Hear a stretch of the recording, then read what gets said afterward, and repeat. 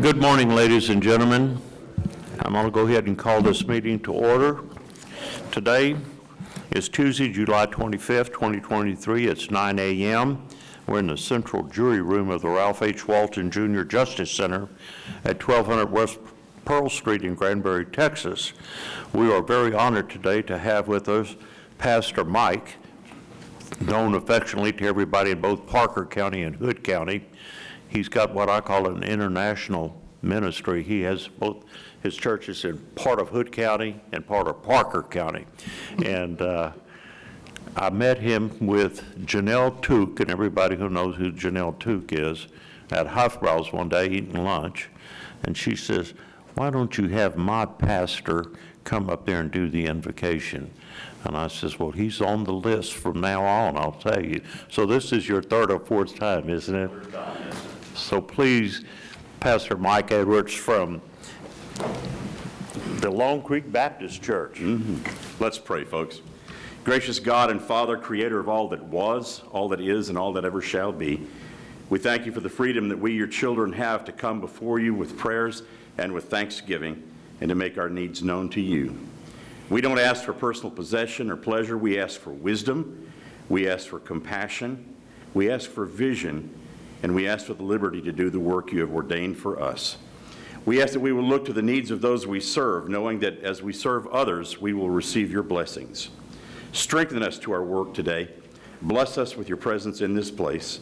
Forgive us of our shortcomings. Lead, guide, guard, and direct us. In the name of Jesus, amen. Amen. Please join me in the pledge to the United States of America. I pledge allegiance to the flag of the United States of America and to the republic for which it stands, one nation, under God, indivisible, with liberty and justice for all. And now the great state of Texas. On the Texas flag, I pledge allegiance to the United of Texas, one state, under God, one and indivisible.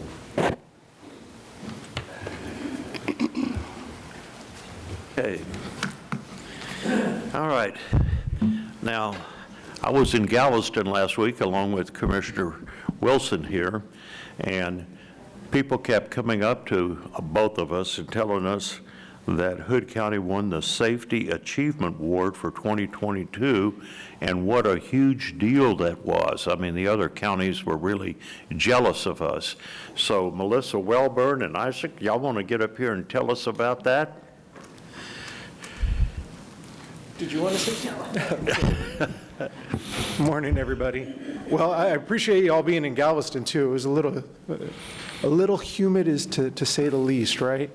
But yes, I'm Isaac Garcia. I'm a risk control consultant with the Texas Association of Counties, and I'm here today to present to you all with the Safety Achievement Award, and it is a big deal. Of the entire state, 254 counties, less than 15% of the counties this year were able to meet the criteria for an award. So we really appreciate all the efforts that Hood County is putting forth in safety, and not only in safety, but property measures as well to make sure we're keeping our county in good condition.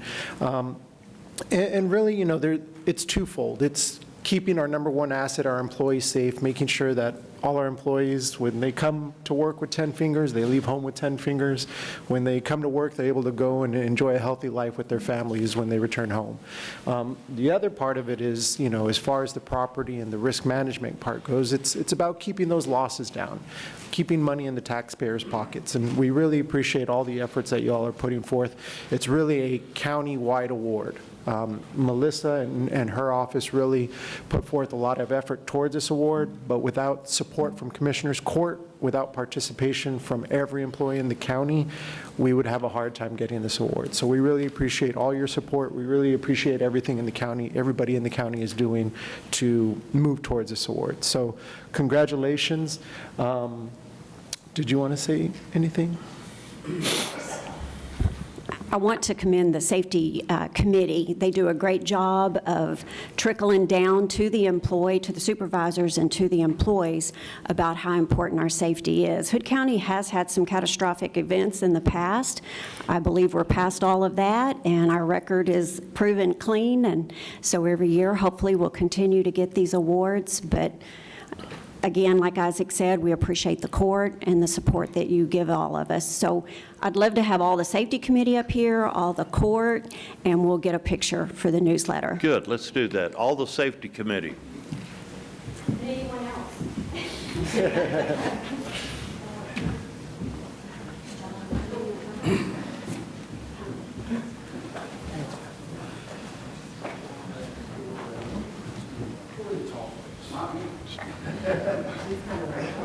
Just put it right up against Leanne, if she likes to. Well, I don't know any old guys.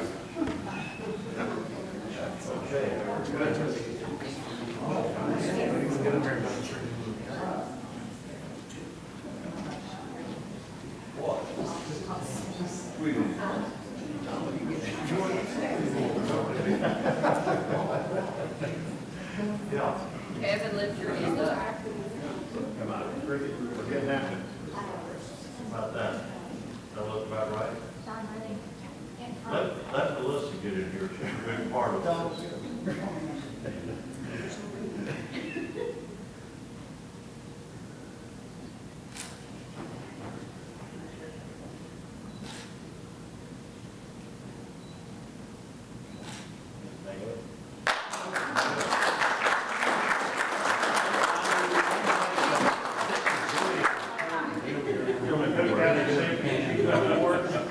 Association of County Risk Management School.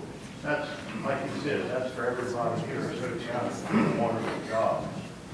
I guess Isaac, does that keep our interest rates down a little bit? Yeah. Where's Isaac? Right here.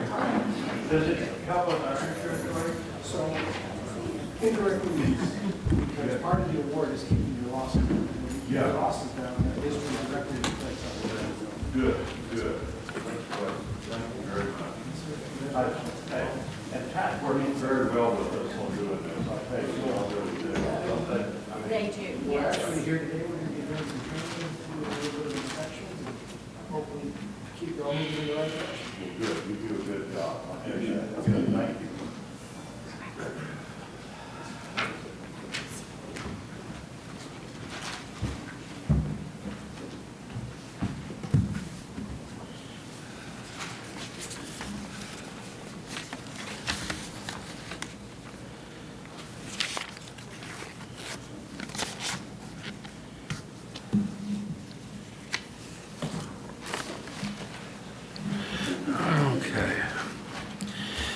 Okay, now we come to another we got some good service awards today here.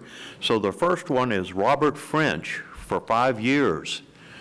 The court reporter for the 355th District Court here, Judge Buffkin's court reporter. He does a good job. I can experience him. I've been in there. Yes, sir. Judge, would you like to present Mr. French with his award? Well, I believe- guess since Judge Buffkin's not here, I'll do that.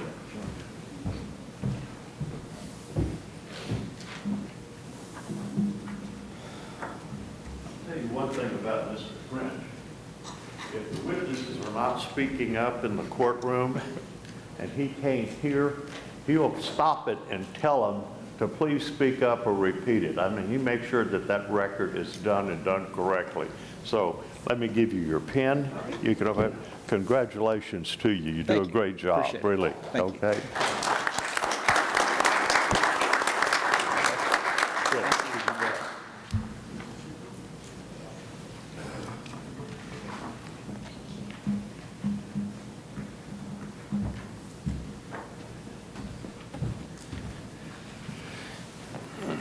Okay, and the next is Brad Duckett for 10 years.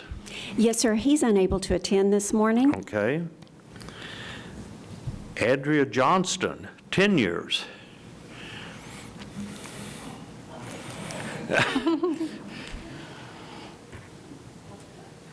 Andrea told me that working for the new judges, she felt like it's 100 years. She wants a 100-year pen. Yeah, right? And not too bad. He's not too bad, okay. Thanks, I appreciate it. Andrea, thank you for 10 years of service. My predecessor, when I talked to him prior to taking office, told me that he had the best clerks in Hood County, and you have proven him to be true. Oh, stop it.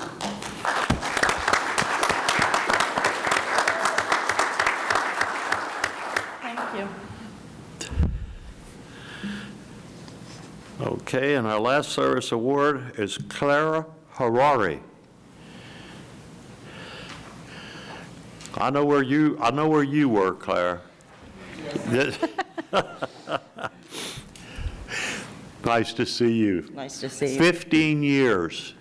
Congratulations on that. And I'll tell you what, you know, like I said, Eric and the sheriff have passed, 14 consecutive jail standards test. And with that jail, that's a very, very deal. And one of the big things about it is how the jail safety commissioner, when he comes by, they actually talk to some of the inmates. And he says that these inmates, by and far, are treated respectfully, and they really don't have that many complaints, even though they're in jail. That is good psychology and training, folks. So that you do a good job, doesn't she? I'll let Eric tell this. And with Clara, she's a transport officer. She's been doing transport for a majority of her career, 14 years to be exact. Traveling all over the state, traveling out of state to pick up inmates to bring them to our jail. Late nights, mental commitments to mental health hospitals. She takes care of a lot of that along with the other transport team. So your dedication is very appreciated, and we hope we can see you for another 15 years. So, God will.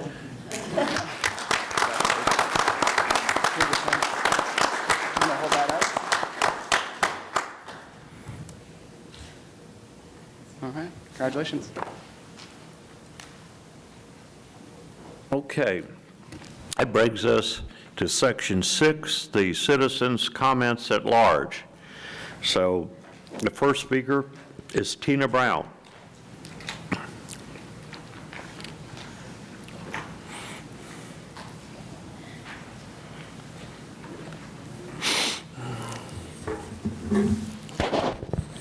Good morning, everyone. Just have a couple of things today. First, I'd like to speak about the ARPA money.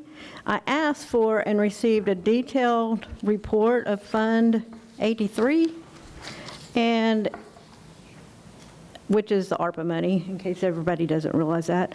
I did this because at the last workshop, it was brought up that we were paying 2 salaries and 1 stipend out of this fund, and I wondered if we had ever allocated any other money for charities, infrastructure, or anything else.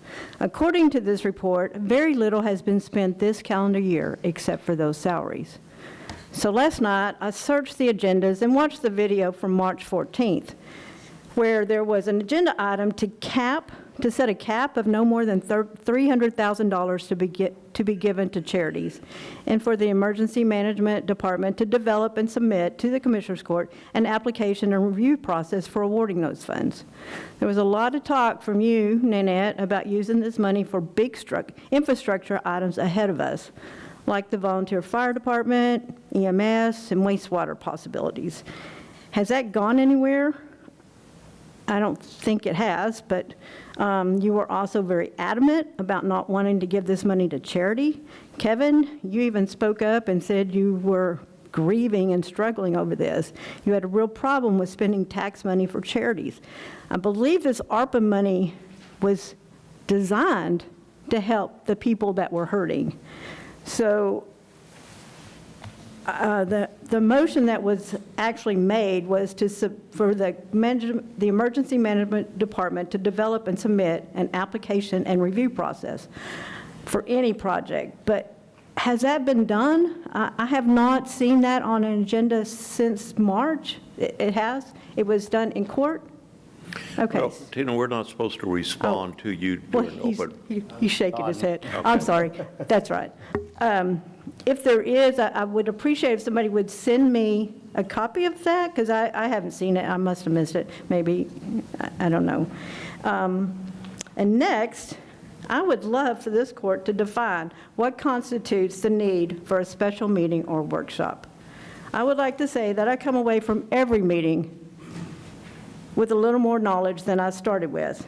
And this last meeting was no exception. But just about everything that was talked about was a question that Nanette had to a department head. So it was basically a question and answer thing, which I think, in my opinion, she could have gotten these answers by way of a phone call, an email, a sit-down conversation, and then gave this court a report on what she found out. Because I guess if she had questions, maybe you did too. There was very little workshop going on. I'm not going to say it was a complete waste of time and taxpayer resources, but it could have been done a lot more efficiently. And lastly, I'd like to remind everyone that we all have to abide by the rules and decorum of the court, including elected officials. Thank you. All right. Next is Sherry Sullivan.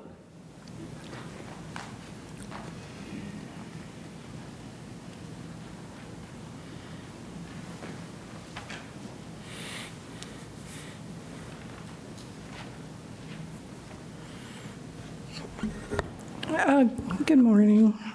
First, I'd like to thank you for all that you do for the county. And I'm going to second that saying, I'm not very comfortable up here talking in front of you with all these people. However, these two subjects that I'm going to bring up were very important to me that I thought needed to be on record. The first is, I'm just going to read from my paper. I would like to express my extreme disappointment in the way this court conducted themselves at the last Commissioners Court meeting of July 11th. As a citizen of Hood County, I was appalled and horrified at the way the meeting digressed into a playground tit for tat. I'm not going to point out individual topics, conversations, or behaviors. However, you may refresh your memories by reviewing the video in question. For all the talk at these meetings of rules of decorum and professional conduct, I saw none. Furthermore, it has been escalating in the last few months. Please let us get back to a useful and productive meeting and stop wasting everybody's time and tax dollars. That's my first statement. My second statement is on 501c3s. Just from listening to the discussions during this and the previous meetings, I believe that county tax money has been used and or is currently being used to at least support some of the nonprofits here in Hood County. While I don't agree or disagree with using the taxpayer dollars for anything that helps the citizens of Hood County, I do not agree with picking and choosing who we support or who you support with our tax dollars. Please, let us have some consistency.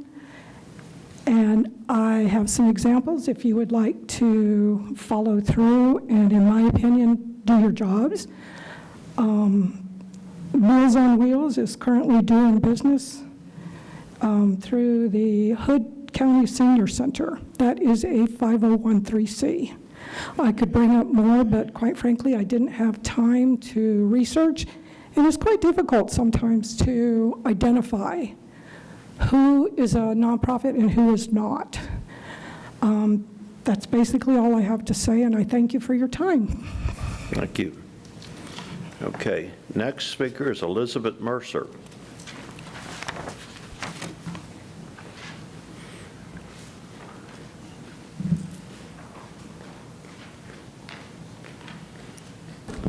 So, good morning.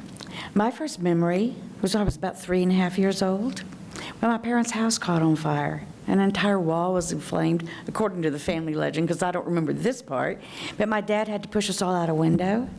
So I remember standing on my neighbor's porch, watching my parents' home burn. Left a memory that has never gone away. So when I was at the special meeting over at the EOC, and I got a text from a neighbor saying, hey, there's a fire right on Boswell Court, and it looks like it's going your direction. I didn't panic a little, because I had animals in the house. I panicked a lot.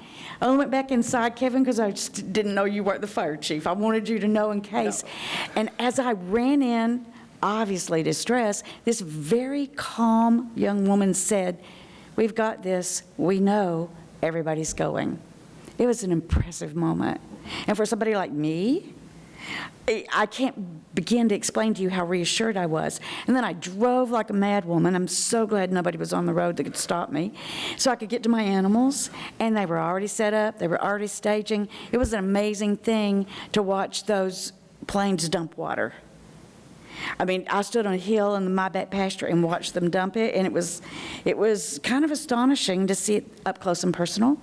So first of all, to every single member of the emergency operations, thank you. To all of the people in the fire departments, thank you.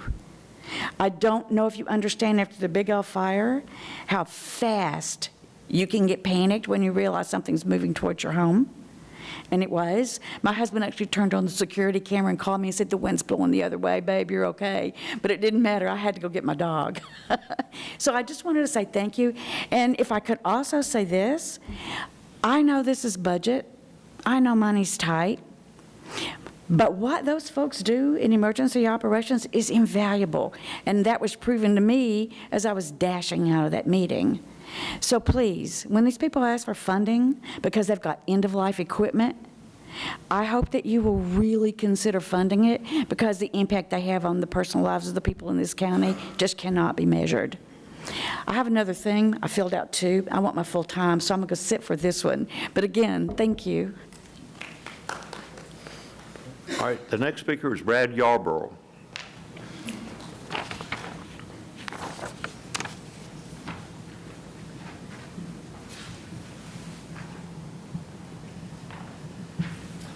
Good morning, Judge, Commissioners. I appreciate the time.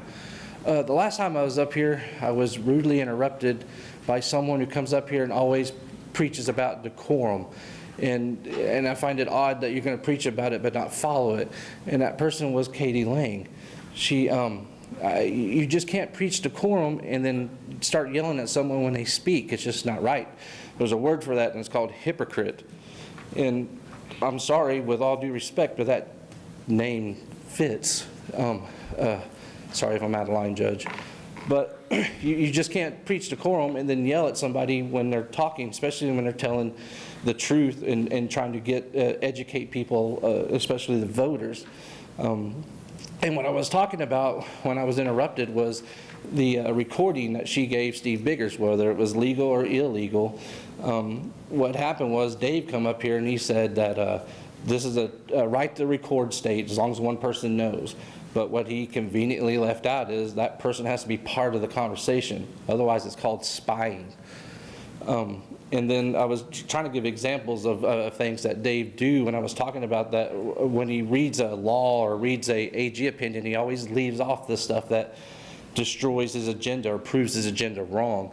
And another example of that was when they were talking about having Katie Lang do the agenda items for this court. Well, you left off the part of that AG opinion that says she cannot do that. She's not allowed to do the agenda for this court. And again, you left that part off, and you do that over and over and over again. And I'd really wish if you read a law or you read an AG opinion that you would read the whole thing and not just what fits your agenda, just the bits and pieces. And so I want to go talk a little bit more about that. Giving that to Katie Lang would be just, one, you can't because the law says you can't. AG opinion said you can't. And two, she's proven over and over again she can't handle what she has now with the Tyler conversion, with the minutes, meeting minutes here. You're supposed to read those and approve them from the last court, but they're never presented to you guys. She doesn't have them ready. She has her own recording. She has the video to go over, and she's here in person and still can't get the minutes done. I know she was a couple of months behind on minutes until Friday when I mentioned this on last Commissioner's Court. She did a big meeting minutes dump on online, so now it's kind of caught up from the last 2 months. But she's supposed to have it ready before the next court. You got 10 days to do that, and if she can't get that, she definitely can't handle an agenda item. Judge, Commissioners, thank you for your time. Okay. The next speaker is David Ferris.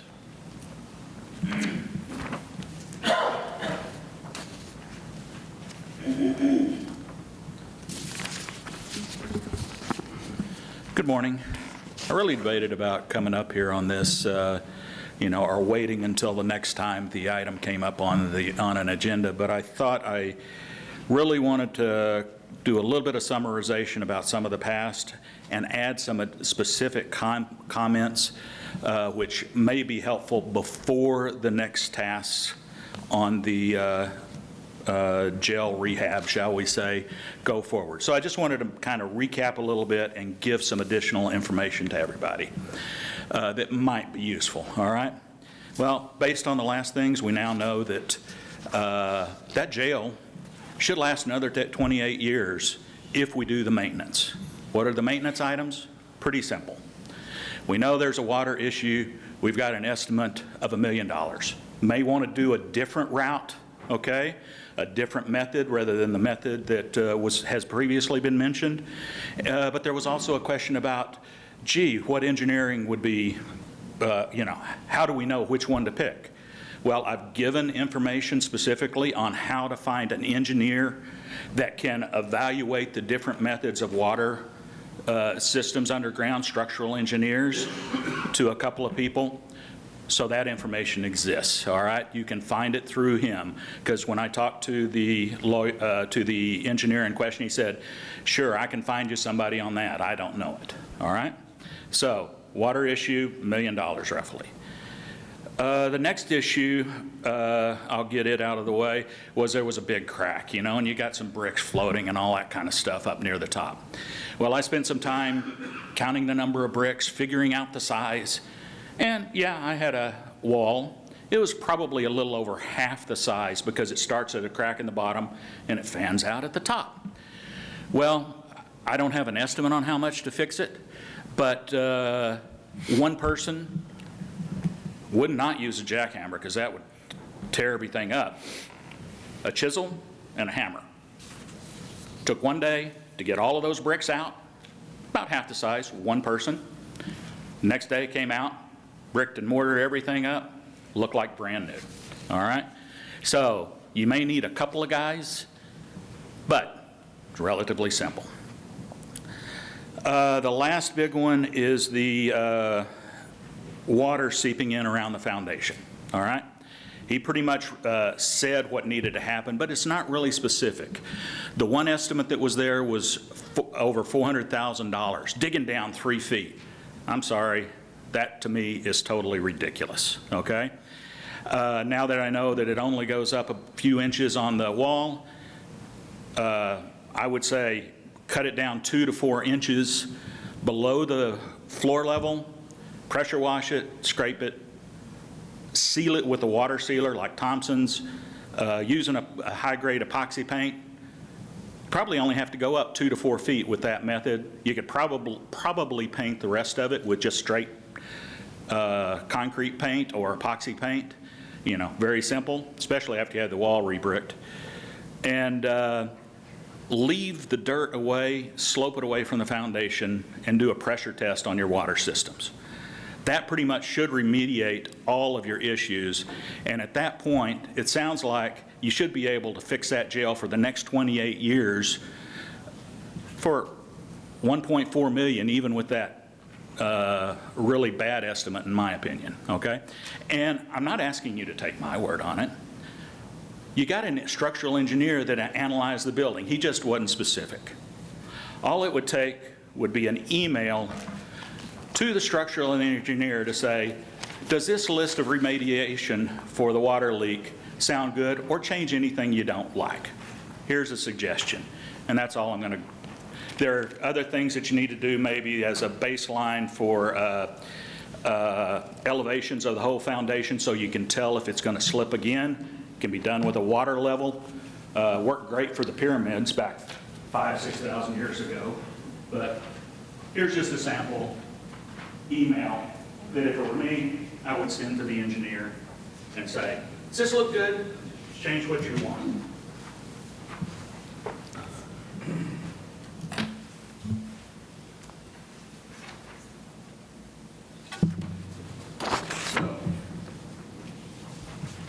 we should be good for, I think, another 28. Oh, and you might have to do that for repainting every 5 to 7 years or something, or 10 years or whatever.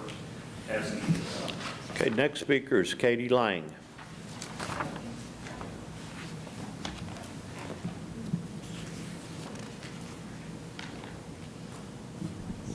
Good morning, Judge and Commissioners.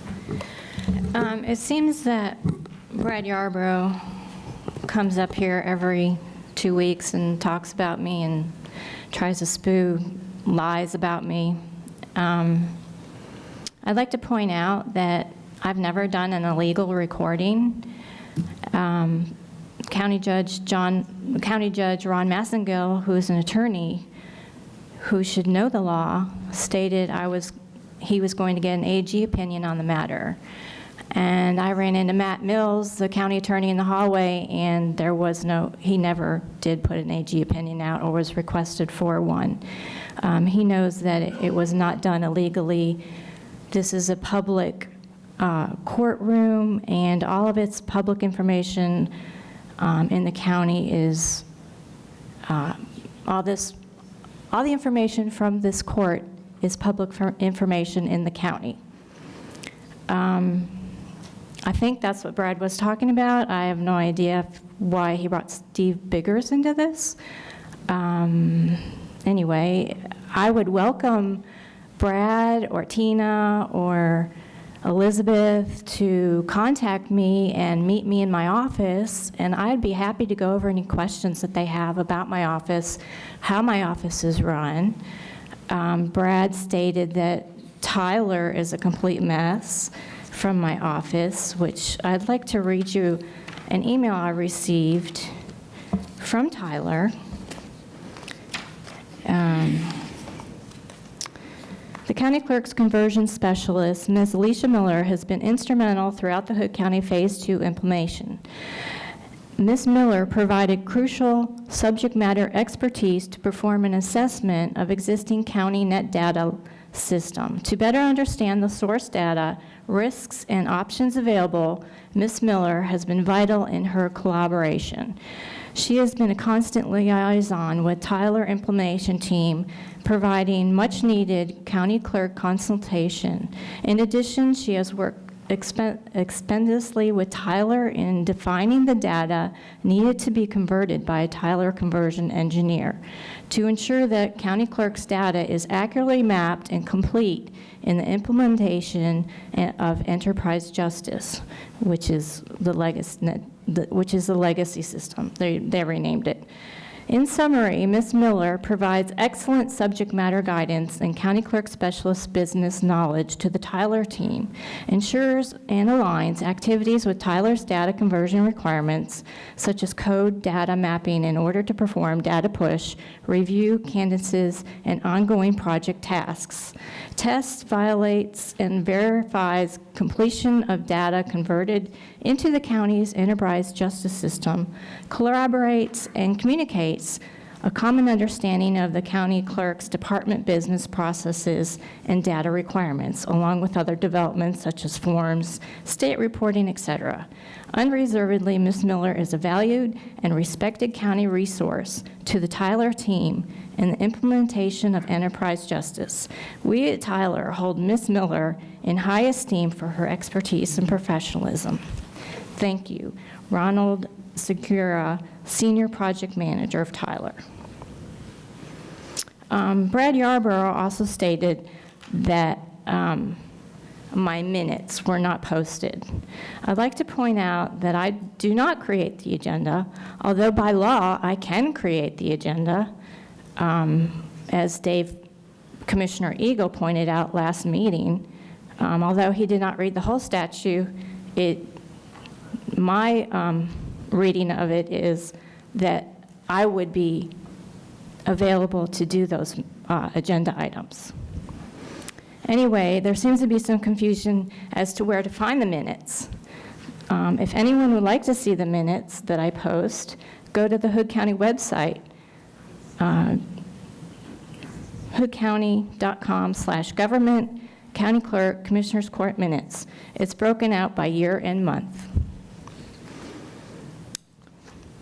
So once again, I'd like to state, if anybody has any questions on how I run my office or what my business's processes are, you can contact me by email. My email's on the county website. You can call me, you can have a meeting with me. I have 2 offices that I run, so I will be at one office in the morning and the other in the afternoon. So I would welcome any visitors for any explanations. Thank you. Dr. Harold Granick. Yes, Judge and Commissioners. Just the mic. Yeah. That better? Okay, I have to be bashful. But first, with respect to the speaker just before me, it's clear that there have been additional costs dating back to 2015 for actions she took when she did not follow the advice of the Supreme Court of the United States, that not implementing the Tyler cost the taxpayers of Hood County additional items up to $400,000. We went months without getting a financial report from the county clerk's office, so adding more duties, although she says that everything's rosy, that seems to be unclear. With respect to the speaker before that about the jail, he has spoken how we can repair this and do that, and it'll be good for another 28 years. It's not clear that this jail was good for the last 28 years. It still doesn't solve the problem that we have to transport a lot of people. Although I'm a financial conservative, I think that we should reestablish a jail that meets all of our qualities and take this building and use it for something else. It doesn't have to be plowed under, as has been discussed, but it doesn't seem to adequately solve the problems that our jail needs and our Sheriff's Department needs. Thank you. Okay. Next is Chaplain Darla Leuven. Pass, okay. All right. All right, now we're into the miscellaneous business to be discussed. Item number 1. I have one more comment. You had 2, and I told you I want my full comments on each one. Okay. Usually you have 5 minutes total. She did have 2 sheets, but I only turned in 1 because when you're up here in comments at large, you just speak about what you want to speak about, then you sit down. You have 5 minutes total. She used her 5 minutes. That's fine. It would have been really nice if you had the courtesy to tell me, but I'm cool. It's fine. By the way, the people watching, it looks like it's going to do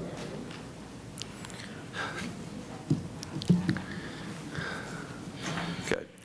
All right, let's go on to miscellaneous business here. Item number 1, discuss and take action to authorize the county judge to sign the engagement letter for the annual financial audit from KM&L LLC. The auditor? It's just the annual documentations and engagement letter, and you and I sign it, and we move on. Okay. Anybody have any discussion about this? Anybody want to make a comment? Yes, Judge, just quickly. So will this be the second or third year that we've utilized this firm, Ms. Kidd? Third. Third year. Okay, I think the firm that we used before this one, we had for about 8 years, 7, 8 years? No, I don't. There was one period where we had one only 2 years. I don't know why we changed. I believe we changed this time because it was like 5 years and time to change. So I believe the last one was 5 years. Okay. So typically, we're 3 years into this organization, so typically we're going to use them for another maybe this time and next time. But then it is suggested as best practices. I would highly suggest that. To change, but not necessarily this time. So just wanted to throw that into the record.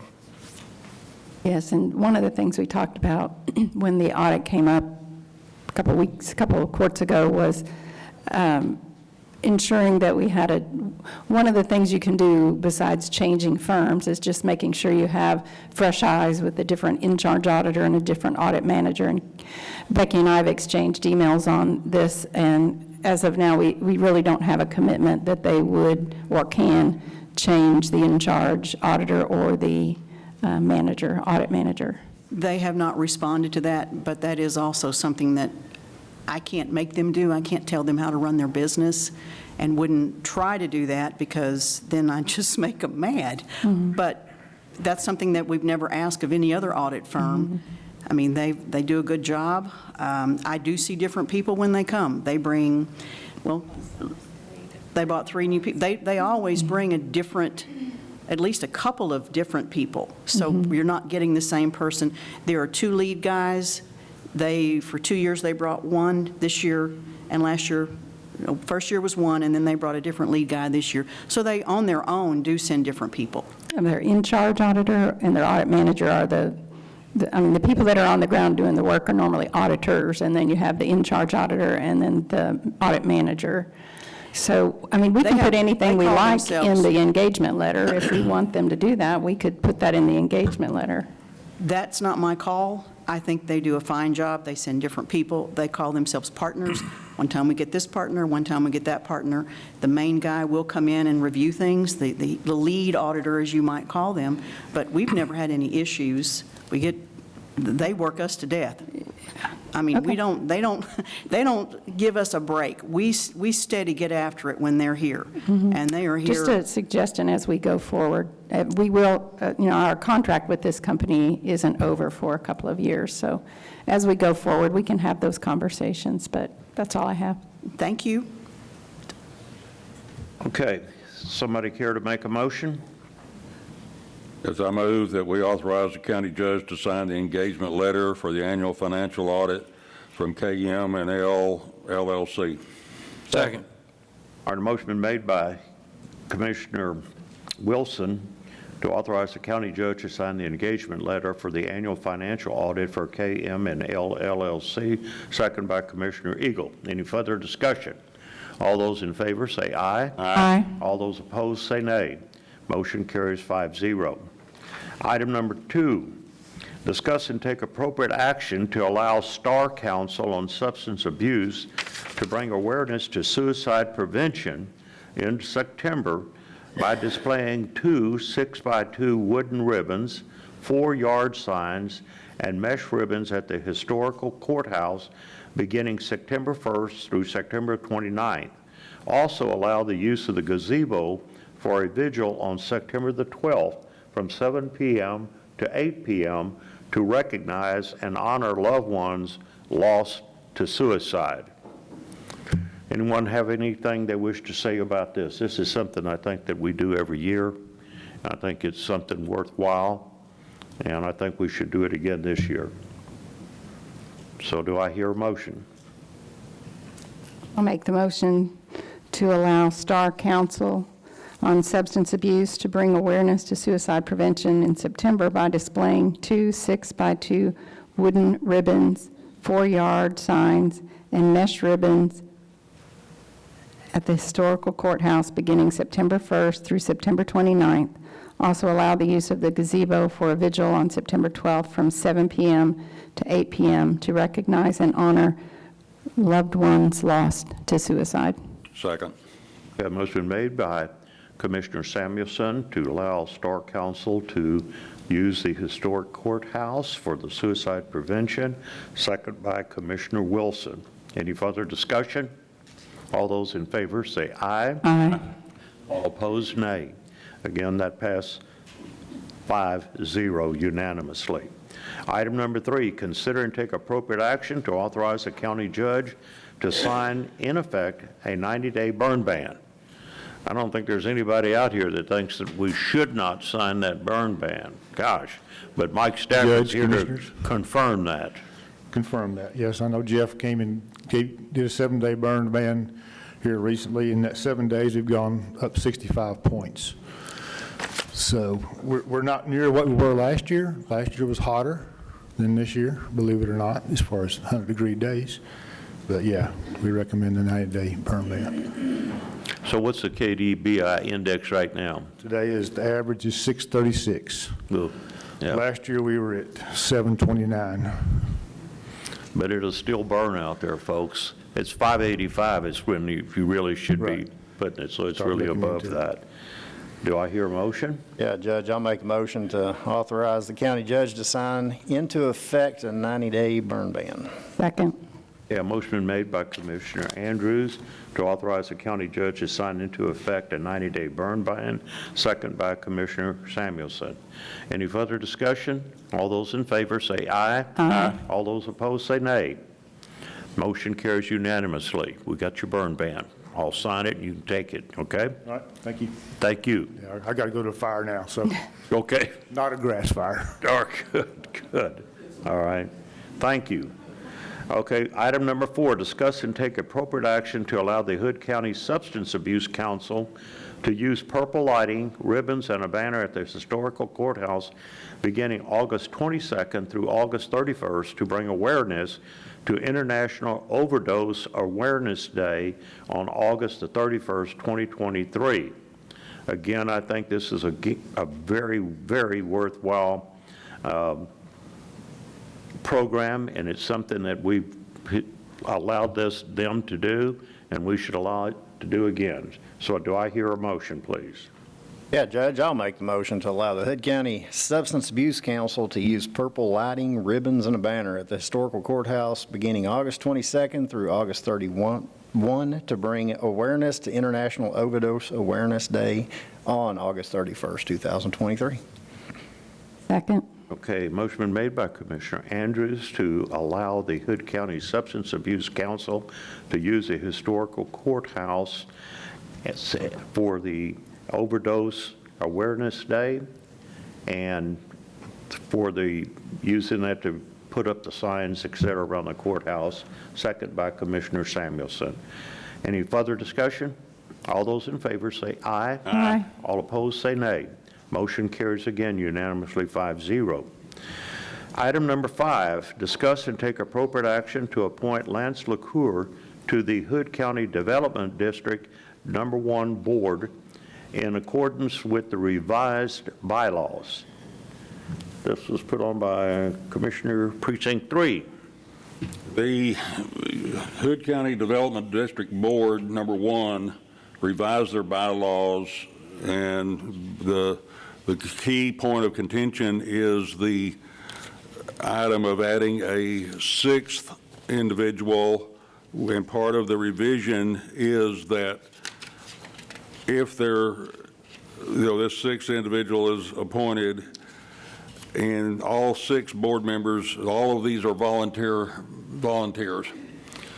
If all 6 were there, that the section 3.1 states that the board may appoint another director, general manager, or an employee as an assistant or deputy to assist the secretary. The Hood County Development District 1 Board will appoint 1 board member from the City of Granbury per agreed judgment dated February 6, 2012. The president will lead the meetings and abstain from voting if all 6 are present. A quorum of 4 is needed to conduct district business, and the president will only vote if required due to the absence of any other director. And so with those changes, I move that we approve the action to appoint Lance LaCour to the Hood County Development District 1 Board in accordance with the revised bylaws. Do I hear a second? Second. Okay, a motion been made by Commissioner Wilson to appoint Lance LaCour to the Hood County Development District Number 1 Board in accordance with the revised bylaws, second by Commissioner Andrews. Any further discussion? Yes. So I reviewed this. I see that we got the letter on July 12th, or that it was addressed to us on July 12th, but we didn't get it until Friday when the agenda was published. So I don't know if it was just sent to one person that didn't get forwarded or not. So I reviewed this, and I appreciate the board's endeavor to clarify their bylaws. However, when I read the Local Government Code 383, it clearly states that the board shall be 5 and a quorum shall be 3. So I see in the new bylaws, it doesn't comply with the code. I see how they could misinterpret that it meant a 6th member, but when you read this, if you look at section 383.048, when it says, "A board may appoint another director, the general manager, or an employee as assistant or deputy secretary to assist the secretary," what that's saying is another member of the board of one of the 5. It doesn't mean a 6th member, because it's talking, if you look at it in context, it's talking about the duties of the 5 members. C is the secretary acts as the president. If both the president and the vice president are absent or disabled, the secretary acts as the secretary of the board and is responsible for seeing that all records and books of the district are properly kept. The board may appoint another director, the general manager, or an employee as assistant to the deputy secretary to assist the secretary. So all that's saying is that one of the other 5 that's not currently the secretary can assist the secretary. It doesn't say in here that, it also says that the quorum is 3. So I appreciate the work to try to bring this into compliance, but I have to ask myself, do we pick and choose which statutes we follow by the letter and which ones we don't? You know, it's not in compliance with those standards, and just kind of coincidentally, a friend of mine sent me a scripture today, and it was very appropriate. You know, there's no coincidences. It says, "But if you are dishonest in little things, you won't be honest in greater responsibilities." While this seems like a little things, and that's in Philippians if anyone's interested, this seems like a little thing, but I must comply with the codes as it's written, so I can't, well, you have a motion and a second, so. Okay, we have a motion and a second. Any other discussion? Well, in light of this situation, that I think that is reason to pause on this thing and at least look into it and see, because the statute specifically says that it's a 5-member board. And this adds a 6th member. Are we outside the law with this? Mr. Mills, come up. You've had 3 minutes of hearing about this to decide something.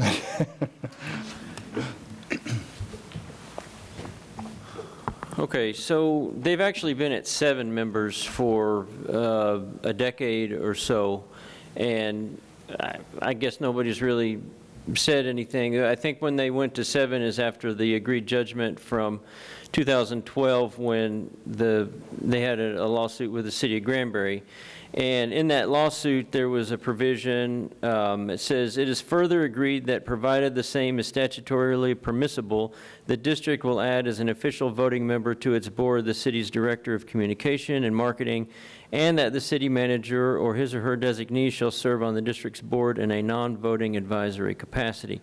When that was put into effect, I think they moved it to 7, and they added somebody from the city, and they made it an odd number so that they wouldn't have a tie and they could have a quorum at 4. They reached out to me in I think it was March, just kind of on their own, and they asked a series of questions, and I went to one of their meetings in April, and they said, "Well, what about the bylaws?" And I had never even read 383 before, you know, and they said, "Well, what's the deal with the number of directors?" And 383 does say 5 directors in a couple of places. And so anyway, I'm just going to have to take my lumps on this one. I reached out with Mel Schrader, who is the administrator for the district, and she ran some bylaws by me, and there are 2 ways that you can read 383.048, which is really the statute in question. D, subsection D, where it says the board may appoint another director, that's the whole phrase that is the dividing point, right? They're reading it as another, like an extra director in addition to the 5. And of course, Nanette's reading is that it's somebody besides the secretary, but one of those 5 board members. At that point, when they reached out to me a few weeks ago and they ran the revised bylaws by me, I try not to be, you know, a sticking point on everything if people are trying to volunteer and help. So I thought, well, okay, that's a reasonable reading, and I basically said, okay.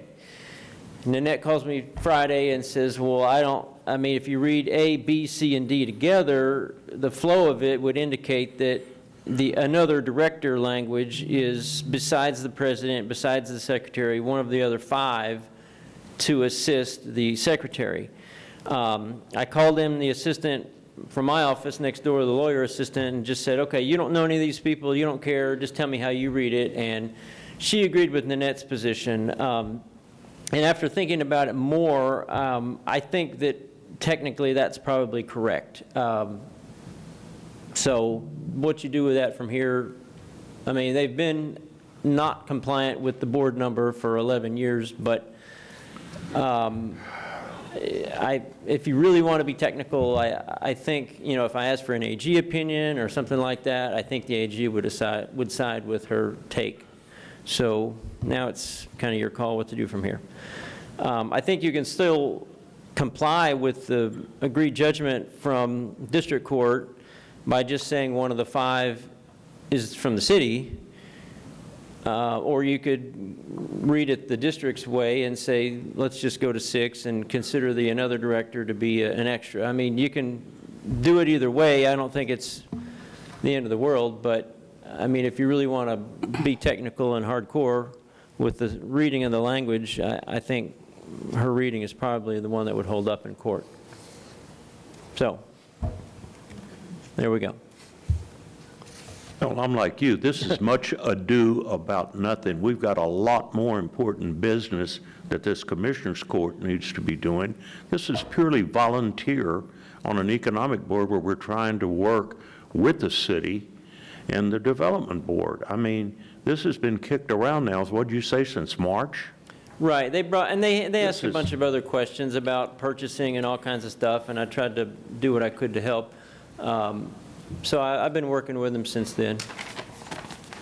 Well, if you're withdrawing your second, I'm going to make the motion for second. Let's go ahead and vote on this and get this out of the way. So a motion's been made by Commissioner Wilson to appoint Lance LaCour to the Hood County Development District Number 1 Board in accordance with revised bylaws, second by County Judge Ron Massengill. Any further discussion? All those in favor? I got one comment. You're going to go ahead and put it to a vote, but I would not be adverse to putting this off and looking at it, because I was unaware of the 348. It wasn't included in the packet. As someone here stated, sometimes you need to read the whole statute to get the full text of it. So if we're going to put it for a vote right now, that's fine, but, well, it's already on the table, so go ahead. Okay, we got the motion and the second. All those in favor, say aye. Aye. All those opposed, say nay. Nay. So it looks like the motion fails by 2 to 3.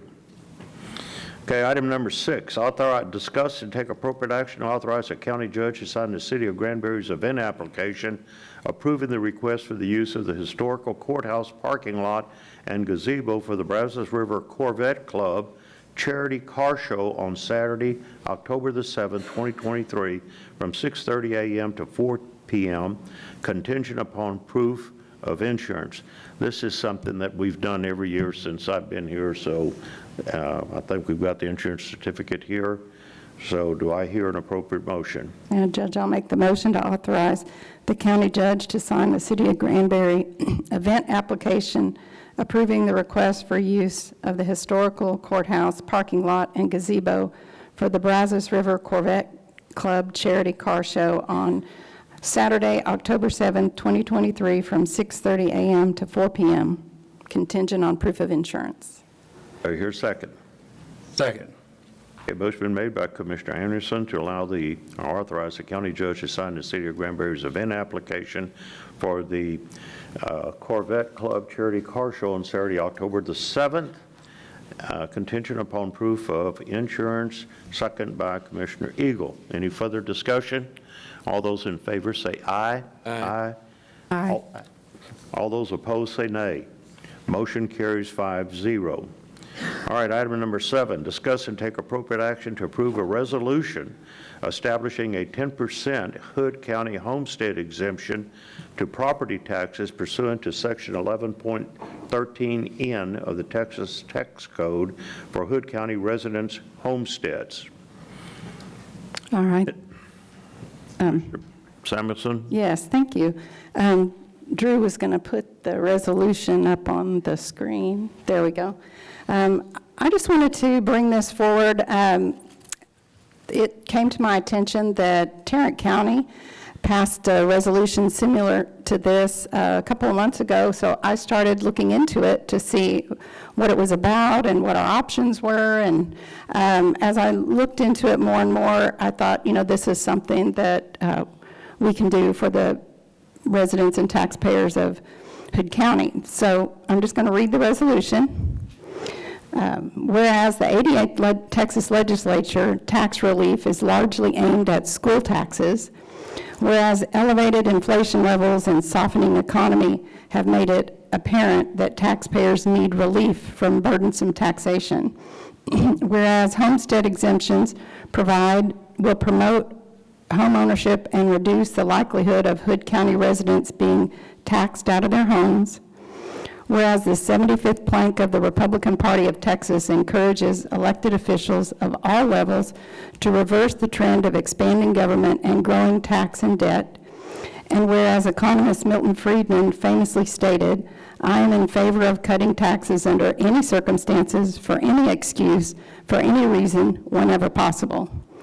Now therefore be it resolved that the Hood County Commissioners Court hereby establishes a 10% homestead exemption to property taxes pursuant to Texas Tax Code Section 11.13N, which permits a taxing unit to adopt an exemption from taxation of a percentage of the appraised value of an individual's residence homestead not to exceed 20%.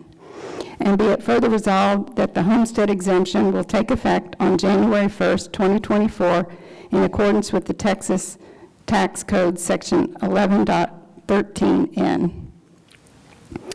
So with that, the resolution says it all. I agree with Milton Friedman, and that at any time we have the opportunity to cut taxes, we should take it. We hold ourselves up as being one of the most conservative counties in the state. So here's our opportunity to put our money where our mouth is. So with that, I'll open it up for discussion. Mr. Mills? Yes.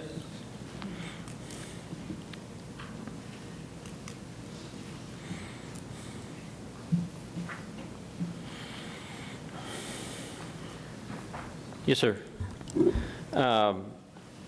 You'd called 10 minutes before court, and I did some. Yeah, I know I did. That's fine. I mean, I did some research in the last hour on it. There was a reference to possibly an AG opinion, which I read through as many AG opinions as I could on Tax Code 11.13. Nothing was directly on point about the percentage or what have you, but there was a question of, can you do lesser than 20%, or do you have to just hit the 20%? And the only thing, there was a AG opinion from Paxton in 2018, and it actually specifically dealt with whether they could establish a floor greater than 5,000. So there's a floor of 5,000, has to be a minimum of at least 5,000 if you're going to implement. And a city tried to do it at 10,000, and the AG said no, they couldn't raise the floor from 5 to 10. But in there, they just basically quote what I'm reading from the tax code, which is, and I'll just read this one sentence. Read together, Article 8, subsection 1BE of the Constitution and Section 11.13 of the Tax Code establish a framework whereby a political subdivision may adopt a percentage of the market value of a resident's homestead to exempt from ad valorem taxation up to 20% of the market value.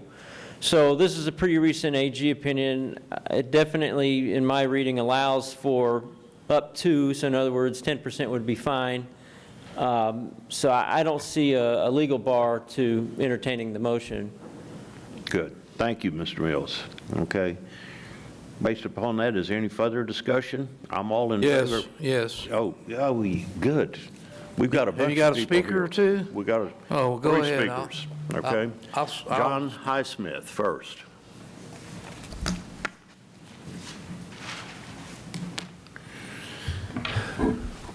Good morning. And I'd like to say I am in favor of this resolution. I'd like to provide you some additional information that you might find interesting. I thought it would be good to look at what other states have been doing in terms of tax relief. And when you look at 2021 or 2022, 43 states have adopted tax relief, and often in both those years. And I think that tax relief was an attempt to give taxpayers some help because of the way they've been hit economically due to the federal government inflation.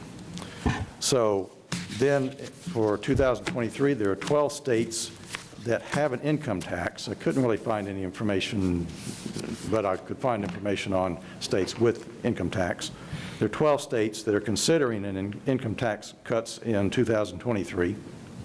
And those states are, and I think this will be interesting, two of them anyway, Arkansas, Georgia, Idaho, Indiana, Kansas, Kentucky, North Dakota, Oklahoma, Utah, Virginia, West Virginia, and Wisconsin. So you can see it's pretty far flung, but you see Arkansas and Oklahoma, which are neighbors. So that tells you something right there, that those states felt like they had to do something to help the taxpayers. 8 of those 12 states have already adopted reductions. And also, this information comes from the Tax Foundation. Effective, that article was February 1st, 2023. And then to give you an idea of what, I just took the 3 highest tax reductions that have already been, accepted. And Utah, 32.3% tax reduction. Idaho, 24.2%, and Arkansas, 18.7%. So I think we're seeing a trend nationally to do things like this. I think it's very important, and especially given the economic situation that we've been in. Thank you. Thank you. Okay, David Ferris.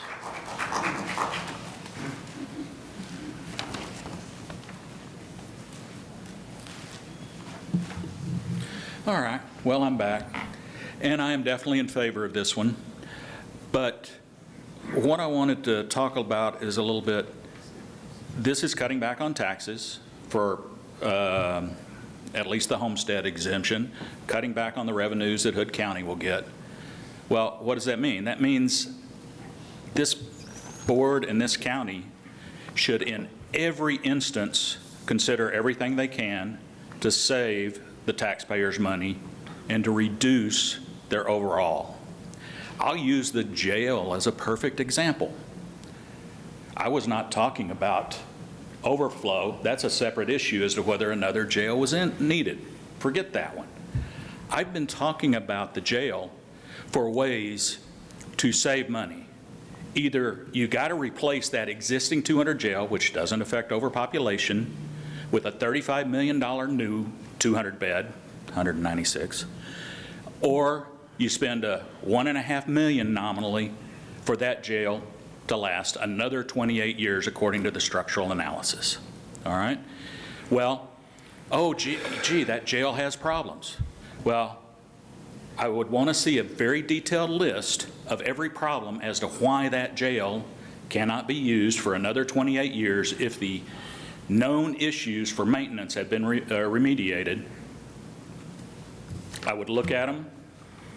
I'd want to see financial justification, structural analysis justification, scientific data, statistical data, especially the financials, as to whether or not anything else in the jail. But I don't see it. The only thing I see is the maintenance. So to me, it's a no-brainer. You spend $1.5 million on that instead of $35 million to replace what you got. And to reuse that jail for something else, You can build a records warehouse probably for a fifth or a tenth of the cost. Metal walls and air conditioner. Office spaces, it's got to be a quarter to a fifth the cost of a jail. A jail is very specific. To reuse that building, you just can't get a sheetrock guy to come in and knock out all the jail walls and replace the hollow core doors on the jails and reorient it inside. It's a very expensive building to reuse for a very low cost impact. We need to do everything we can. That land complex was designed to have multiple interconnecting jails. Why would you have a records complex in the middle of two more jail complexes all right next to each other and have the traffic in there? No, that's for jail areas. If that building were totally falling into a sinkhole, I would agree with bulldozing it and replacing another one. But that's not the case. The soil in this area is good. So you got to look at every instance to save money for the taxpayers, and times are tough. You need to look at everything to save money. Thank you. Okay, next is Zach Maxwell.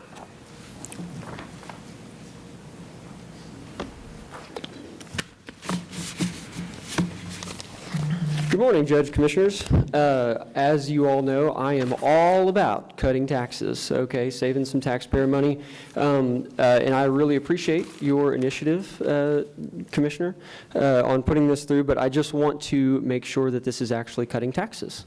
As many of you know, I do have a background in the Texas legislature where I worked at a high level on property tax reform and things through things just like the bill that was passed this last legislative session for schools. So question for you, do you know how much money, or how much does this exemption equate to in county revenue? I looking into that and thought, this isn't going to change my mind. We have the ability to, this is what we call in the business world a goal. You set goals. So you set a goal and then you work to make it. So through innovation, through efficiency, through questioning the status quo, through eliminating waste, this will force us to reduce the size of government and lower taxes for everyone. Well, that's my question. The government continues to ask taxpayers to do more with less, so now it's time for us to do that. Well, okay, so that's my question. So, for example, if this were to reduce for homestead exempted homes, if this were to reduce the county revenue by $1 million, do we have that, are we reducing our budgets and spending by that $1 million? We will have to reduce, this is all going to go into effect next year. Sure. So when we get the information from the tax district at that point in time, we will do our best to set the tax rate again to not, I always use the A times B equals C. Sure. So A is your assessment, B is your rate, C is what you pay. C should never be more. So whatever we need to do with these two numbers to make sure that you are not paying more, maybe less, that's what we'll do next year. When that's the challenge to us, so that we continue to keep your taxes low. Right, and so there are other people that pay property taxes other than homesteads. And one of the things that you had mentioned in your resolution was incentivizing home ownership. Mm-hmm. As a young man with a young family that is fortunate enough to own their home, I did go through many years of renting. And the problem is that if we don't have a plan to actually pay for because we do have, county business that we have to take care of. If you don't have those numbers, if you don't know exactly how much that's going to cost to pay for that exemption, then somebody else is going to be paying for that burden, which is going to be small business owners and renters. That's your opinion, but we can still. So at the state level, so you also mentioned in your resolution that this legislation that came forward was more about, it was solely about the school, property taxes. So the way the state did that, they didn't just wave a magic wand to say, we're just going to cut your property taxes. They actually backfilled that with additional revenue from somewhere else.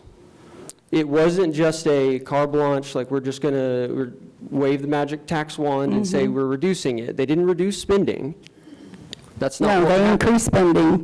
That's correct. The And that's biggest what's going spending on. increase in history. And one of the reasons why a lot of the conservative organizations in Austin were against Dan Patrick's plan for just a straight homestead exemption is because it was going to shift the burden to others. It wasn't a comprehensive plan that would actually save taxpayer dollars to eliminating the property tax. Unfortunately, the state code, this is the only allowable way that the county can reduce taxes is through this exemption. My point is, I don't think it's actually reducing taxes. You're just shifting it from homeowners to small business owners and renters. Because if you don't understand and you don't know how much that's actually going to cost to pay for the exemption itself in revenue, and you have to pay attention to that number, because if you don't, then that burden is then going to shift somewhere else, and it is actually going to increase property taxes to business owners and renters. Unless we find ways through innovation, through cutting waste, and cutting the budget. That's what I'm saying. This is a goal we're setting, and now we need to find a way to do it. Well, I think instead of putting that out to the people saying that you're going to get a tax cut, it would probably be more prudent to do that whenever that time comes, so that way you actually have numbers and it can be a data-driven initiative instead of a feelings-driven initiative. Because trust me, I understand your feelings. I want to cut taxes too, but you have to be smart about it. I'll just go back to Milton Friedman. I have a Milton Friedman quote for you, actually real quick. It's a great mistake to judge policies and programs by their intentions rather than their results. We hold ourselves up to be the most conservative, or one of the most conservative counties in Texas. So we can prove that. I agree by actually cutting taxes. Yes. But this isn't that. Okay, it is, but I appreciate your opinion. You don't have the numbers to show that it's actually going to cut taxes. It's shifting it. She spoke. During my Decorum here. You're out of line, Mr. Biggers. you. Okay. Thank you. Thank you. Okay. All right, were you going to ask if anyone Any further else? discussion? Yes. So what I want to do now is add to this equation the statute. And I want to get it into the record because there's actually a statute that says what it says. Some people can argue it doesn't, but that's up to them. This is from the Texas Property Tax Code, Chapter 11, Section 11.13, subsection N. In addition to any other exemptions provided by this section, an individual is entitled to an exemption from taxation by a taxing unit of a percentage of the appraised value of his residence homestead if the exemption is adopted by the governing body of the taxing unit before July 1st in the manner provided by law for official action by the body. If the percentage set by the taxing unit produces an exemption in a tax year of less than $5,000 when applied to a particular residence homestead, the individual is entitled to an exemption of $5,000. That's the minimum of the appraised value. The percentage adopted by the taxing unit may not exceed 20%, which I think that Ken Paxton, AG opinion, spoke to that. Now, I want to call it, that was subsection N. I want to call your attention to the first sentence about it has to be done before July 1st. Obviously, this is not being done for this budget cycle. This is being proposed for the next budget cycle, which is next year. And we have a lot of time to adjust to this if this were to pass today. And I'm going to have to start out with, I agree with Uncle Milty that I'm in favor of cutting taxes under any circumstances, for any excuse, for any reason, whenever possible. And we have an out-of-control appraisal district right now, and we need every tool that we can muster to offset the tyranny propagated by the appraisal district, which is run by unelected bureaucrats.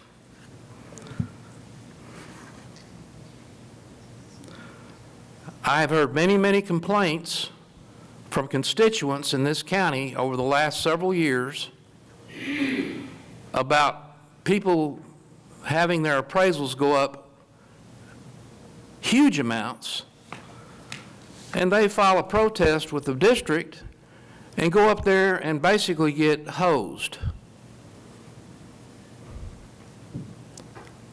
So we're not going to get relief from the appraisal district at the way it's composed at this moment, because they don't want to work with the citizens in this county. They could. There's appraisal districts all over the state of Texas who are amenable to working with citizens to adjust their proposed tax rates or tax value, appraised value, for a given tax year.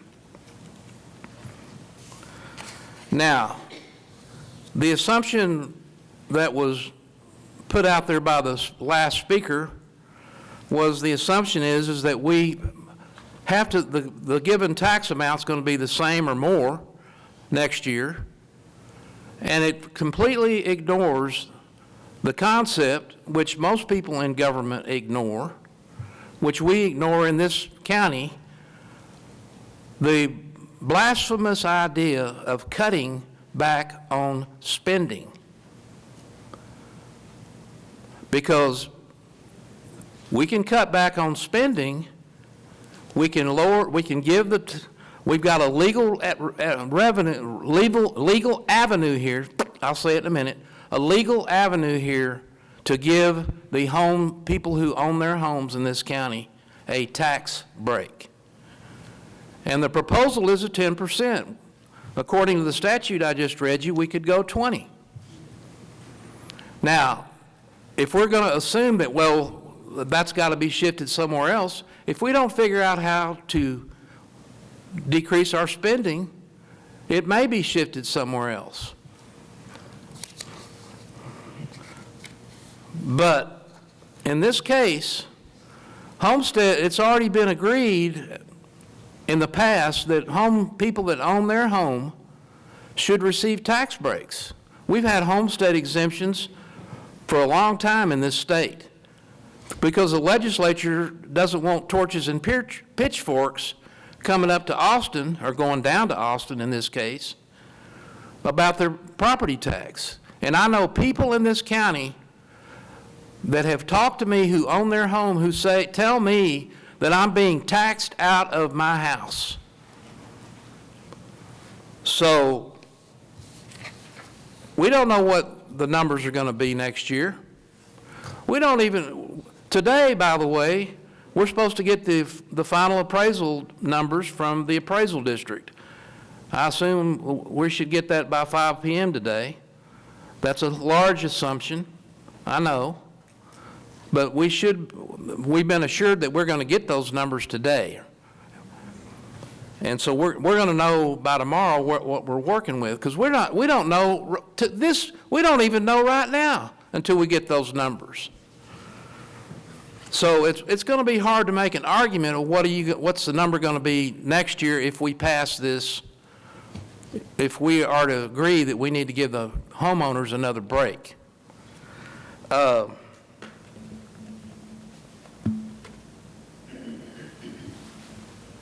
Going back to the appraisal district,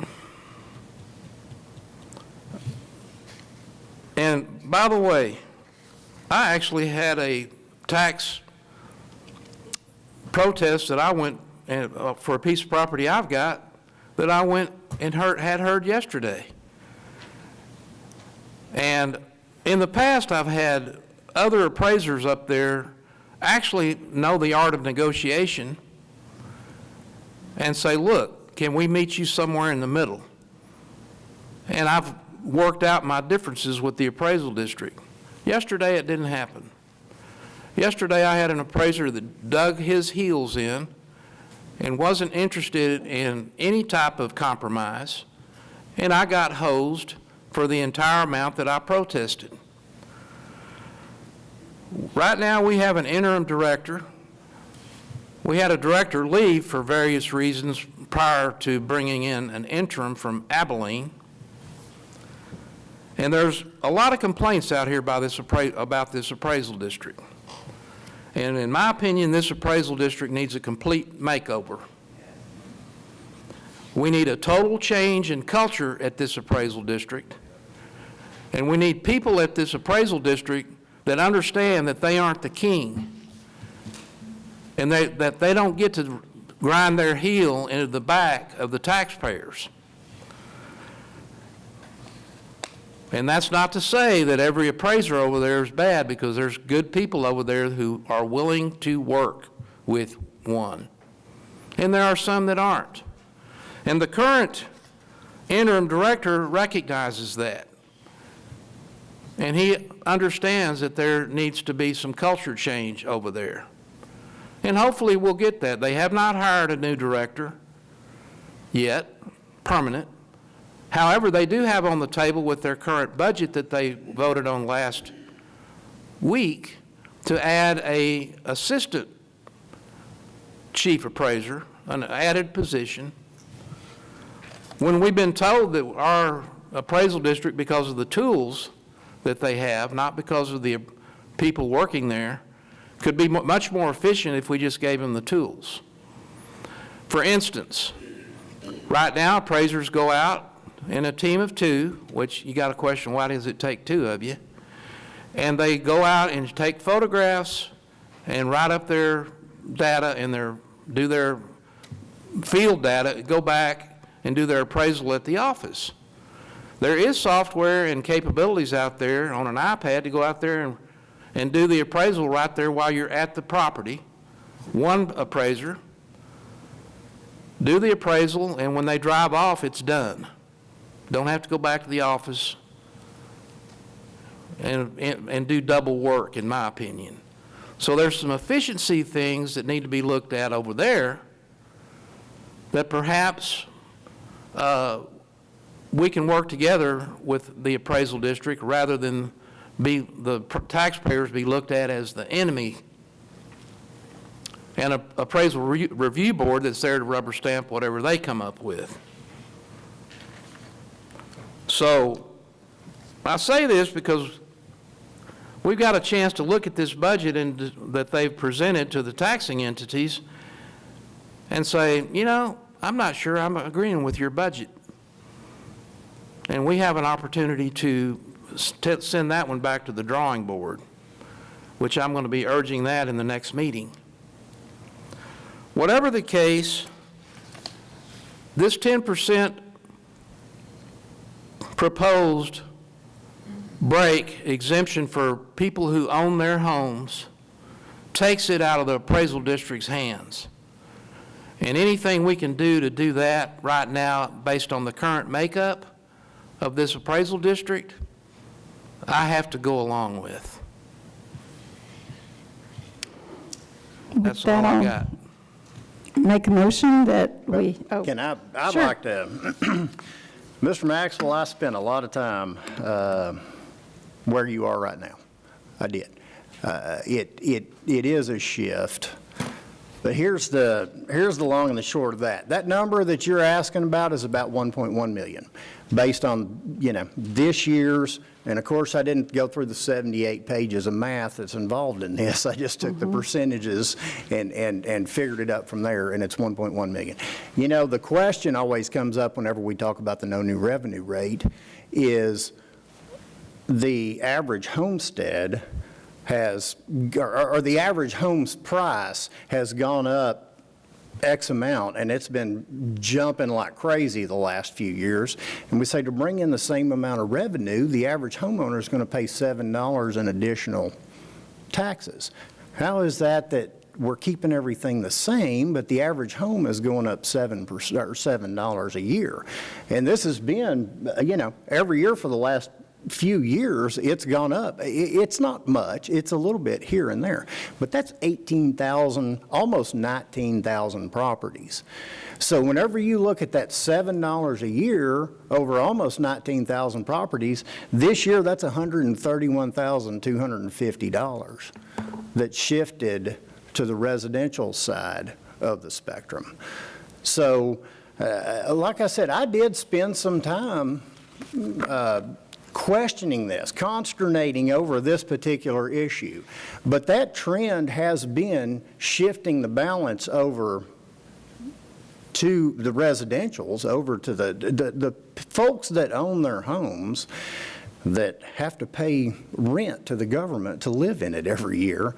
And that is, you've got Freeport taxes, you've got other exemptions that go on, and man, you talk about a complicated mathematical equation. Get into some Freeport taxes stuff. And so like I said, I've spent a lot of time looking at this and trying to figure it out. And I believe that this is a good thing for the residential homeowners of this county to get some of that shift reversed a little bit and going back the other direction. So.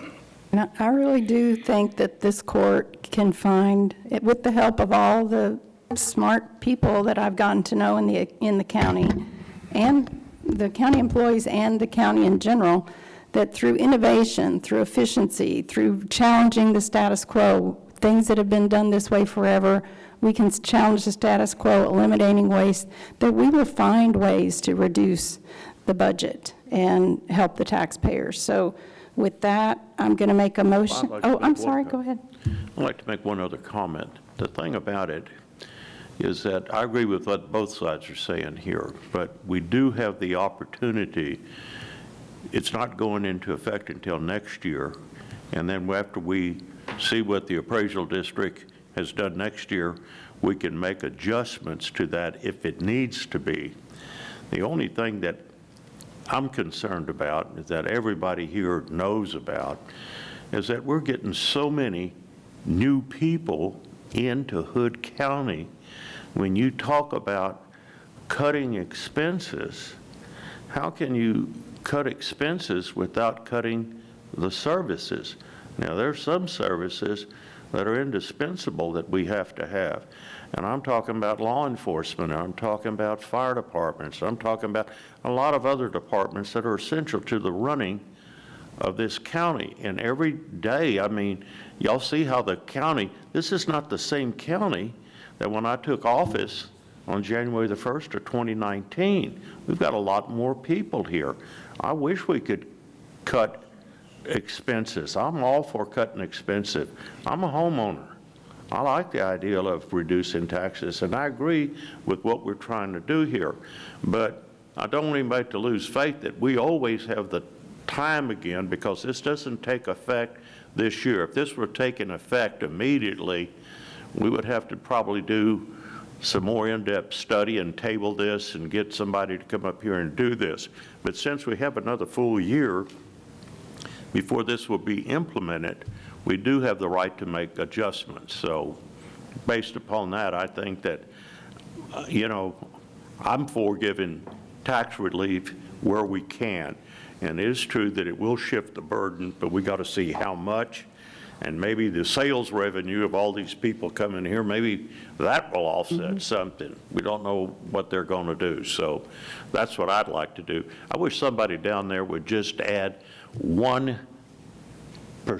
to the sales tax. If they would just be brave enough to do that, well, that would probably solve a lot of problems for a lot of property tax owners. But that's just me here. But yeah, I like that. So eventually, I would like to add that given all of the discussion, first off, I'm all for tax relief, regardless of what other people think. We need to look at this, and given the fact that Commissioner Eagle has stated that there's turmoil and the whole needs to be a revamping of the appraisal district, which I totally agree with, because there's a lot of things going on over there that I don't agree with. at all. Since we don't have the numbers, it doesn't go in effect till next year, and it's, not going to affect this budget cycle. I would make a motion that we table this at this point until we get a better handle on what kind of changes are going to be done at the appraisal district, and then if we've got the leeway to increase it from 10%, if we go up to 20, well, maybe we approach it from that angle. That's my motion. You have a motion to table this until when? Till Indefinitely? we see the revamp of the appraisal district once the new chief appraisal is appointed. Okay.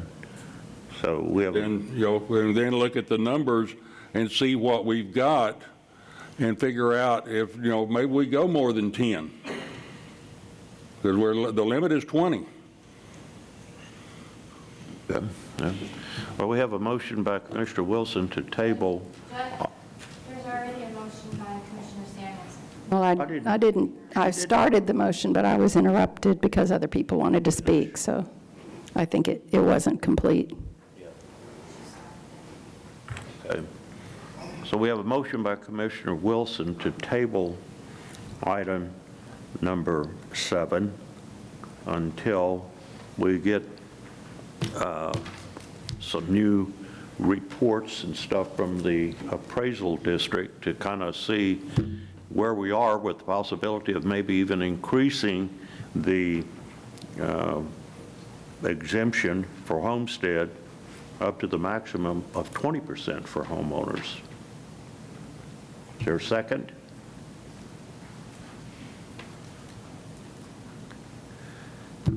Okay, well, it fails for a second, but, it's not going to take effect until, it's nothing immediate. It's not going to go into effect the 10%, or it's not going to go into effect. We got a It'll be whole effective year. when the appraisers start working the numbers, starting in January, when they start working the numbers, then they will put this. So this is actually giving the appraisal district time to react, knowing that this is something that they will need to do. So with that, I'll make the motion to approve the resolution establishing a 10% Hood County homestead exemption to property taxes pursuant to Section 11.13N of the Texas Tax Code for Hood County residents' homesteads. Second. Okay, a motion has been made by Commissioner Samuelson to establish a 10% Hood County homestead exemption for property taxes, second for homestead residents, second by Commissioner Andrews. Any further discussion? All those in favor, say aye. Aye. All those opposed, say nay. Motion carries 5-0. Okay. Item number 8, discuss and take appropriate action to allow the county judge to sign a Mitel sales order acknowledgement for a standalone Mitel system that is the end of life at the sheriff's office. Commissioner Wilson. Here we go. Yep. Drew here. I'm sorry. Drew. Good morning, Judge, Commissioners. As we are, of course, going through our Mitel project, which was approved last year to replace all the back-end equipment, we found this standalone system at the sheriff's office. The equipment is budgeted in my budget. I'm just requesting the Commissioners Court to let you approve it so we can go ahead and purchase the equipment and get it replaced. Okay. Any further discussion? I'm just looking at the contract. I just wanted to make it, I'm sorry, Glenn, I didn't see there. I just wanted to also ask to include the additional document which spells out the cooperative contract that this is under. Okay. I didn't hear what you said. Please speak into the mic there. I also wanted to make sure we included the additional backup document that includes the cooperative contract number into your signature documents. Yeah. Okay. Which is what I emailed out. Let me make sure it's in here when I sign it then. Good deal. It is not. It needs to be added into your signature document. Is this my signature place here? Yes, sir. So for budget planning purposes, what the contract states, it's $13,433 with 30% or $4,209 upon signing the sales order, which is what the judge is doing now, then 50% or $6,716 at delivery, which I'm not sure when that is, what month that will be expected, and then 20% or $2,686 at cutover. So do you know when those two additional expenses will be? I've asked, and I have not received an answer yet back from Mitel. Okay, so we don't know what month that those expenses will be in yet, but you'll continue to. Normally, through Mitel, normally when we purchase it, they generally will ship it out quite quickly, and it should take maybe a week at most to receive it. As far as, and then of course from then we will get with Mitel on getting the system installed and cut over. Is that a months-long thing or a days-long thing? Depends completely on when they have techs to come down here. Okay, well, I'll follow up with you. Yeah, absolutely. Again, the goal is to get this done by the time we move over to the new budget cycle, so the project will be done. Okay, thank you. Okay. Do I hear an appropriate motion? Yes, I move that we authorize the county judge to sign the Mitel sales order acknowledgement for a standalone Mitel system that is at end of life at the sheriff's office. Do I hear a second? Second. A motion been made by Commissioner Wilson to allow the county judge to sign a Mitel sales order acknowledgement for a standalone Mitel system that is at end of life at the sheriff's office, second by Commissioner Samuelson. Any further discussion? All those in favor say aye. Aye. All opposed say nay. Motion carries unanimously 5-0. Thank you. Thank you, Drew. All right. Number 9, Jay Riley, discuss and take appropriate action for additional funding to repair or replace failing HVAC units in county buildings. We don't need air conditioning now. There's a cold front coming in. Yes, sir. In November, I hear. Y'all might November. bring a jacket. Okay. Judge, Commissioners, I was last here in April on this. Basically, I've got a little bit of money left over, but I've kind of got it earmarked. I think I'm going to have to replace another one on this building. But I had spent all but $14,000 of the last $75,000. Basically, we're making a lot of progress. I know, Commissioner Wilson, you've asked me before what it was. So basically, I've got 3 left at Acton that are still the old style units. And are those the same age as the 2 that you just replaced? Yes, sir. Yes. In other words, over 20 years? Yes, sir. We're getting good mileage out of these things until it gets real hot, and then they go south on us. But I've got 3 there. I've actually only got 1 left at Annex 1 that's an R22. Let's see. Annex 3 still got about 8, but they're still performing. They're still working. And then the hospital has, or the heart rehab clinic has 1 left. I only have 3 at the jail that are R22, so we've really made a lot of progress. The worst building in the entire county that has the most R22 units, and I didn't know this until I pulled the numbers, is the Justice Center. I've still got 20 on this building. So, yeah, it's working.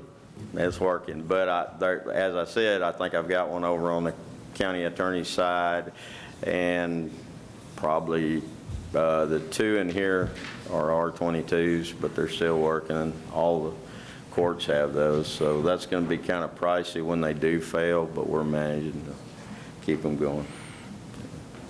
So what do you need, an additional $75,000? Yes, sir. Okay.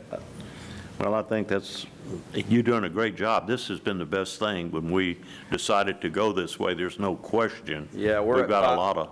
We're at $534,313 since I've been here, which is going on 5 years on air conditioners. Okay. So. All right. Do I hear appropriate motion? Yeah, Judge, I'll make a motion to approve additional funding to repair and replace failing HVAC units in county buildings of $75,000 from Fund 55. That'll be fine. Okay. A motion been made by Commissioner Andrews to to approve additional funding to repair or replace the failing HVAC units in county buildings in the amount of not to exceed $75,000 from Fund 55. Do I hear a second? Second. Second by Commissioner Wilson. Any further discussion? Just a request that the commissioner add the number onto the agenda so that we have a number. Thank you. I'm sorry. The agenda doesn't have a number Oh, you on mean it. It would future. be appreciative to have a number on the agenda item, but that's Okay. just a In the comment. future. It's just a comment. No, that's fine. I appreciate that. Okay. Will do. The motion does encompass it, $75,000 from some Fund 55. All those in favor, say aye. Aye. All opposed, say nay. Motion carries 5-0. Thank you, Mr. Riley. Commissioners, Judge, thank you. Okay. Item number 10, discuss and take appropriate action to authorize the county judge to sign the master services and purchasing agreement with Axon by board proposal number 698-23 for the purchase of 59 Taser 10 certification bundles for sheriff's deputies and constables, including a 5-year warranty period. This agreement is paid annually in 5 equal installments of $55,687. Subsequent year payments can be discontinued if the contract is terminated. The first year payment will be made from Fund 55. Yes, sir. Morning, how are y'all? Good morning. Captain Barry couldn't be here this morning, so he asked me to step in for this agenda. This is a use of force that we've had in the past. However, the contract for it expired, so we've had tasers. We've got a couple still that live from back then, but they're kind of dying out. When it comes to law enforcement, we have to have several different levels of force, one to protect the citizen as well as the officers to prevent any injuries.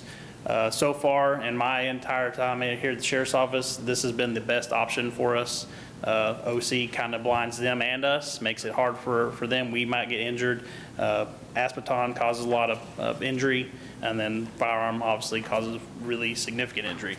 The taser is a quick jolt. It lasts for a few seconds, goes away, and then everybody goes back to normal. Everyone at the Sheriff's Office has had to take the ride on these, so we all know how that feels and how to use it. The Taser 10 is the most up-to-date version of the taser that they have there. It allows up to 10 shots versus in the past just 1 shot. They've had a 2-shot, but the 10-shot seems to be the where everyone's going right now. The contract itself is actually going to provide 60 units. That way there's at least 1 or 2 extras in case there's any incidentals where we have to send one back to get it fixed. It covers all the repairs in that contract. Any cartridge sets are used, those are replaced during that. It's going to provide all the holsters that are needed for the deputies to carry them. It's going to cover the Sheriff's Office as well as the county constables for them to have some kind of force also. The docks that we need for the batteries that maintains all of the information in them for when they're fired or tested is contained in the battery. The docks and the batteries all come with that. Those get replaced as needed, and they can be assigned to individual officers as needed. So. Good. I think everybody's saying that the tasers are the way to go. It's protection for the perpetrator and also for everybody else, I think. So before we had them here, when we had to go hands-on and get physical with someone, it was an all brawl. Now, when we got those tasers initially, people were like, they see the yellow thing on your belt, and they're like, no, I don't want to even mess with that, because everybody's seen the videos. They've kind of gone, we've kind of lost those because they've kind of fallen apart. So a few people have them, so we're having to get more hands-on with people, and we don't want to do that. Cause I don't like that electricity either. Yeah. I don't want to use myself. We don't like getting our officers injured and then put less people on the street. So good. Okay. Do I hear a motion? Yes. Authorize the county judge to sign the master services and purchase agreement with Axon by board proposal number 698-23 for the purchase of 59 Taser 10 certification bundles for the Sheriff's Department and constables, including a 5-year warranty period. This agreement is paid annually in 5 equal installments of $55,687. Subsequent year payments can be discontinued if the contract is terminated. First year payment will be made from Fund 55. Question. So I'm looking at this, first of all, the tasers are included with this whole cost, correct? Yes. Okay. It says that the start date is 10/1. If it's 10/1, I've already put that in your budget. I've already included that payment into, for 2024 year. So do you want me to pay this a prepay? What would you like for me to do? Pay beforehand out of capital? Is it already in their budget for this past? I've already included this in the 2024 budget. Which is, so why, Department under contract services. right, so going through the budget, does she have the most current one? Yeah, we'll use Yeah. your judgment. So, in going through the budget, in talking to Ms. Kidd, as we were having our budget meetings with the Sheriff's Department, and I saw this need for these tasers, and knowing that there are funds available in this year's budget, I asked to pull this forward and put it on this agenda to be paid out of this current year's budget. But that's what I'm asking. It's not actually due until next budget, next year budget. So I will pay for the first $55,000 with capital projects money. Is that? No, that's Yes, fine. yes. I'm just making sure. One other point, did you just say, the number, instead of 59, you said 60? That's what I was told by Captain Barry, is they're going to push 60 to us, just that we have that extra. It's not going to change the price. It's Yeah, that's not $7.59. what's on the contract. So, I just want clarification because the paperwork and everything says 59. Right, that's the same thing he sent me, but then he told me that for some reason they're still sending 60. Well, so. we'll prove it for 59 because that's the way it is. Hopefully, they include another one. So if it is, that's a bonus. Yeah, this Goodwill. price also included 5 instructors, so 5 deputies at the sheriff's office will be sent to be instructors for this so that they can do in-house training for the taser, and we don't have to send officers places. yeah, I was going to ask you to talk about the training, but you covered most of it. Thank you. Well, I'm sure they're going to do that because this is a 5-year deal and we can terminate it. So I think that's going to take care of itself. Yeah. Yeah. So y'all actually shoot each other with them? So in the past, no. In the past, they have bring some up here. They would have a board that you'd have to shoot at. From when we did the talking with these guys, they actually have a new board that actually shows you where the electrodes hit and where the power goes to. But they also have talked about a suit that someone can wear because shooting at a standing, no moving target is pretty easy. But when you got someone moving, it makes it a little bit harder. So it helps us train better. So hopefully we'll move toward that. But I'm sorry, Oh, I no, was you're good. thinking maybe you could bring some and the commissioners could do this. we got the old one still, so. Y'all accept any volunteers if they want to extract? Okay. Okay, so the motion's out there. Okay, motion been made by Commissioner Samuelson. Second. To authorize the county judge to sign the master services purchasing agreement with Axon for 59 taser bundles with a 5-year warranty, 5 equal payments of $55,000 to be taken from this year's budget out of the capital budget. Second by Commissioner Wilson. Any further discussion? All those in favor, say aye. Aye. All opposed, nay. Motion carries unanimously 5-0. Thank you very much. Okay. Now that brings us to item number 11. Hello there. Discuss and take appropriate action to purchase 2 2023 Silverado transport pickups with rigging for transport to be used by the jail transport officers. These vehicles are to replace 2 older Tahoes, 2014 and 2017, with 160,000 miles and 151,000 miles that were in patrol service prior to transport service. Cost not to exceed $108,000 from Fund 55. Yes, sir. Yes, please go ahead. You go first, all right? That pretty much sums it up. We're in need of those 2 vehicles for transport. One of those vehicles actually broke down in Wichita Falls a couple weeks ago. So I would just like consideration for the court for these 2 items. Yeah, okay. After, again, going through, which I know I've said this before, but I'll say it again, I really appreciate all the time that all of the departments have spent with us going through the budget. Definitely, me being new to the court, learning experience, going through all of the things that you are required to do and have in your budget. But as we went through the budget, and we discussed these vehicles, and knowing where we stand currently with this current year budget, I talked with Lieutenant Lyson about bringing some of these two vehicles forward and to pay them out of this year's budget since the capital's there. We also have some additional funds in fuel that, because fuel prices have stayed down, thankfully, we have some funds there that can be used. So we had a lot of discussion about why these and not vans, not Tahoes, and after lots of questions and discussions, I understand that these scaled-down versions of these trucks, they don't have all the lights and things that a pursuit vehicle has, but that's why the cost is less than what you might have thought for two sheriff vehicles. But after all the discussion and questions, I support these two scaled-down trucks for better utility and gas mileage. Thank you. Any other things? Do I hear a motion? I'll make the motion to purchase two 2023 Silverado transport pickups with rigging for transport to be used by the jail transport officers. These vehicles are to replace two older Tahoes, 2014, 2017, with 160,000 miles and 151,000 miles that were used in patrol service prior to transport service. Cost not to exceed $108,000 from Fund 55. Second.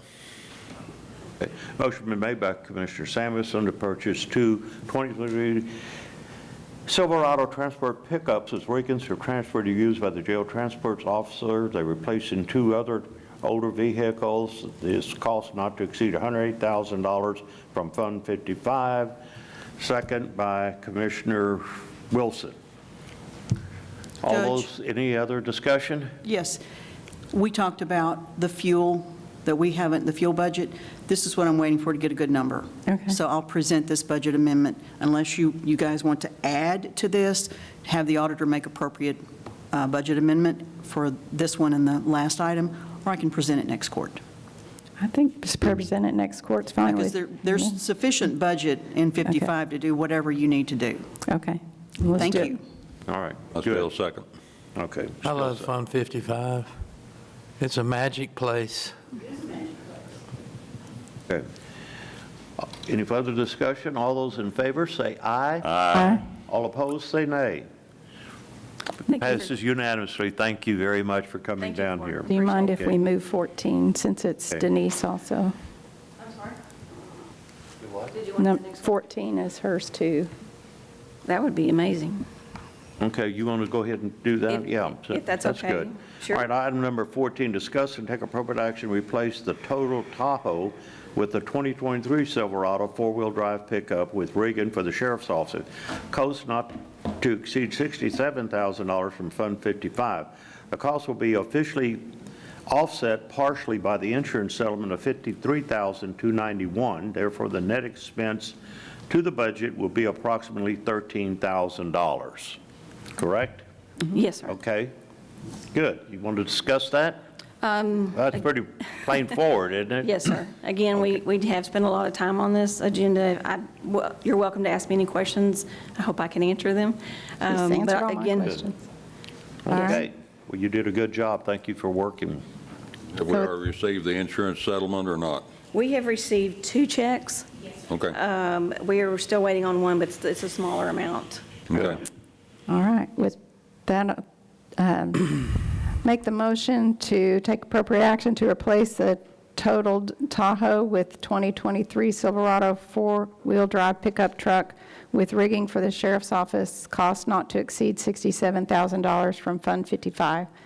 The cost will be offset partially by the insurance settlement of $53,291. Therefore, the net expense to the budget will be approximately $13,000. Second that one.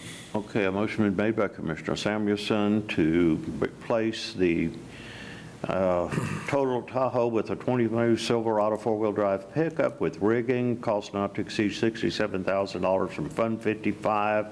This cost is to be offset by an insurance settlement of $53,291, so that the net expense to the budget will be approximately $13,000.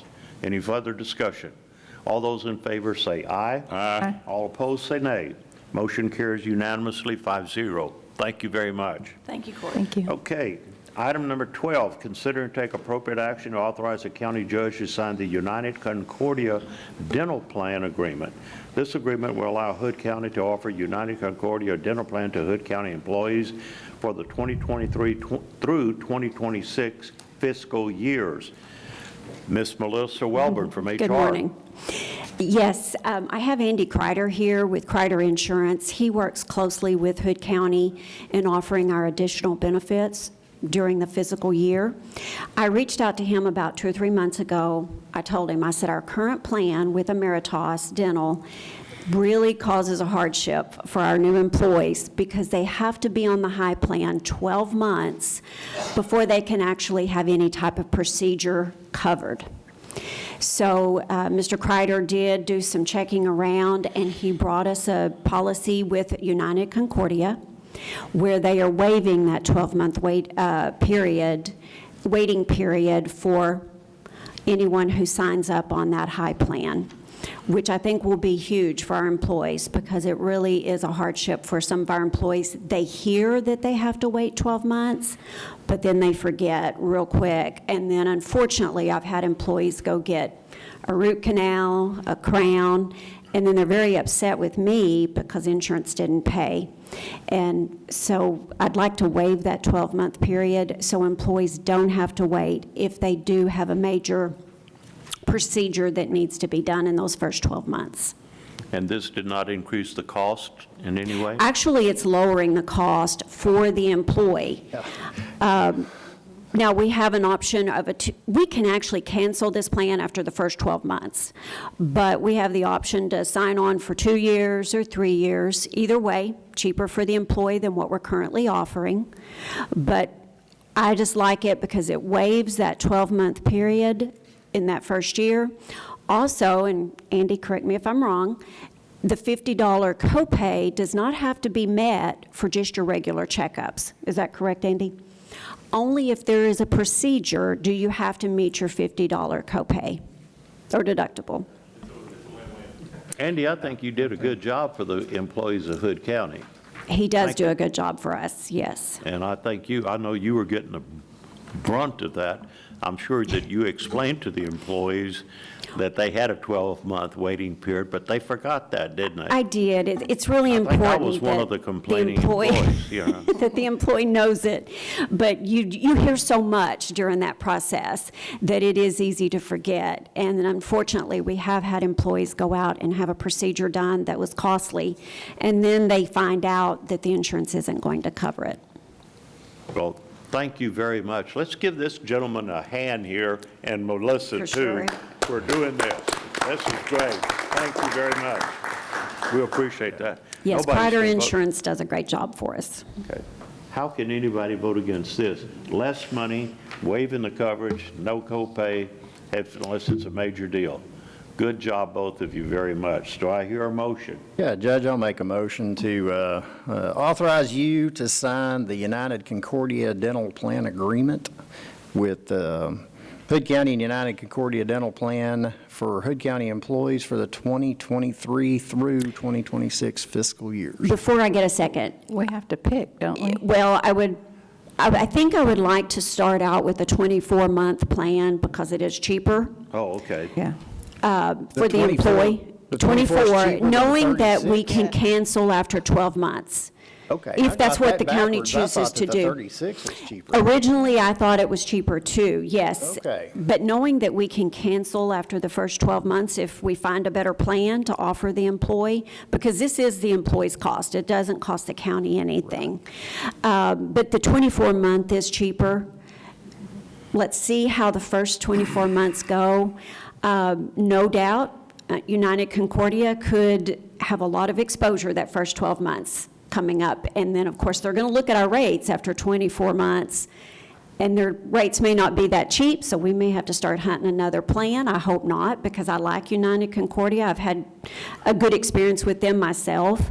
But that is a possibility. No doubt, employees may go get some major work done this year, and that will show up in the review when they look at it after the first 24 months. But You know, if you went 3 months, that might help level that out a little bit, but the 24 months is cheaper for our So employees. from 2023 to 2025. Correct. I will amend my motion. Okay. As to 2025. Andy, we can't take away that applause now. 24, and then 24 to 25. So it is 2025. Okay. So a motion been made by Commissioner Wilson. Andrews. Andrew. This guy.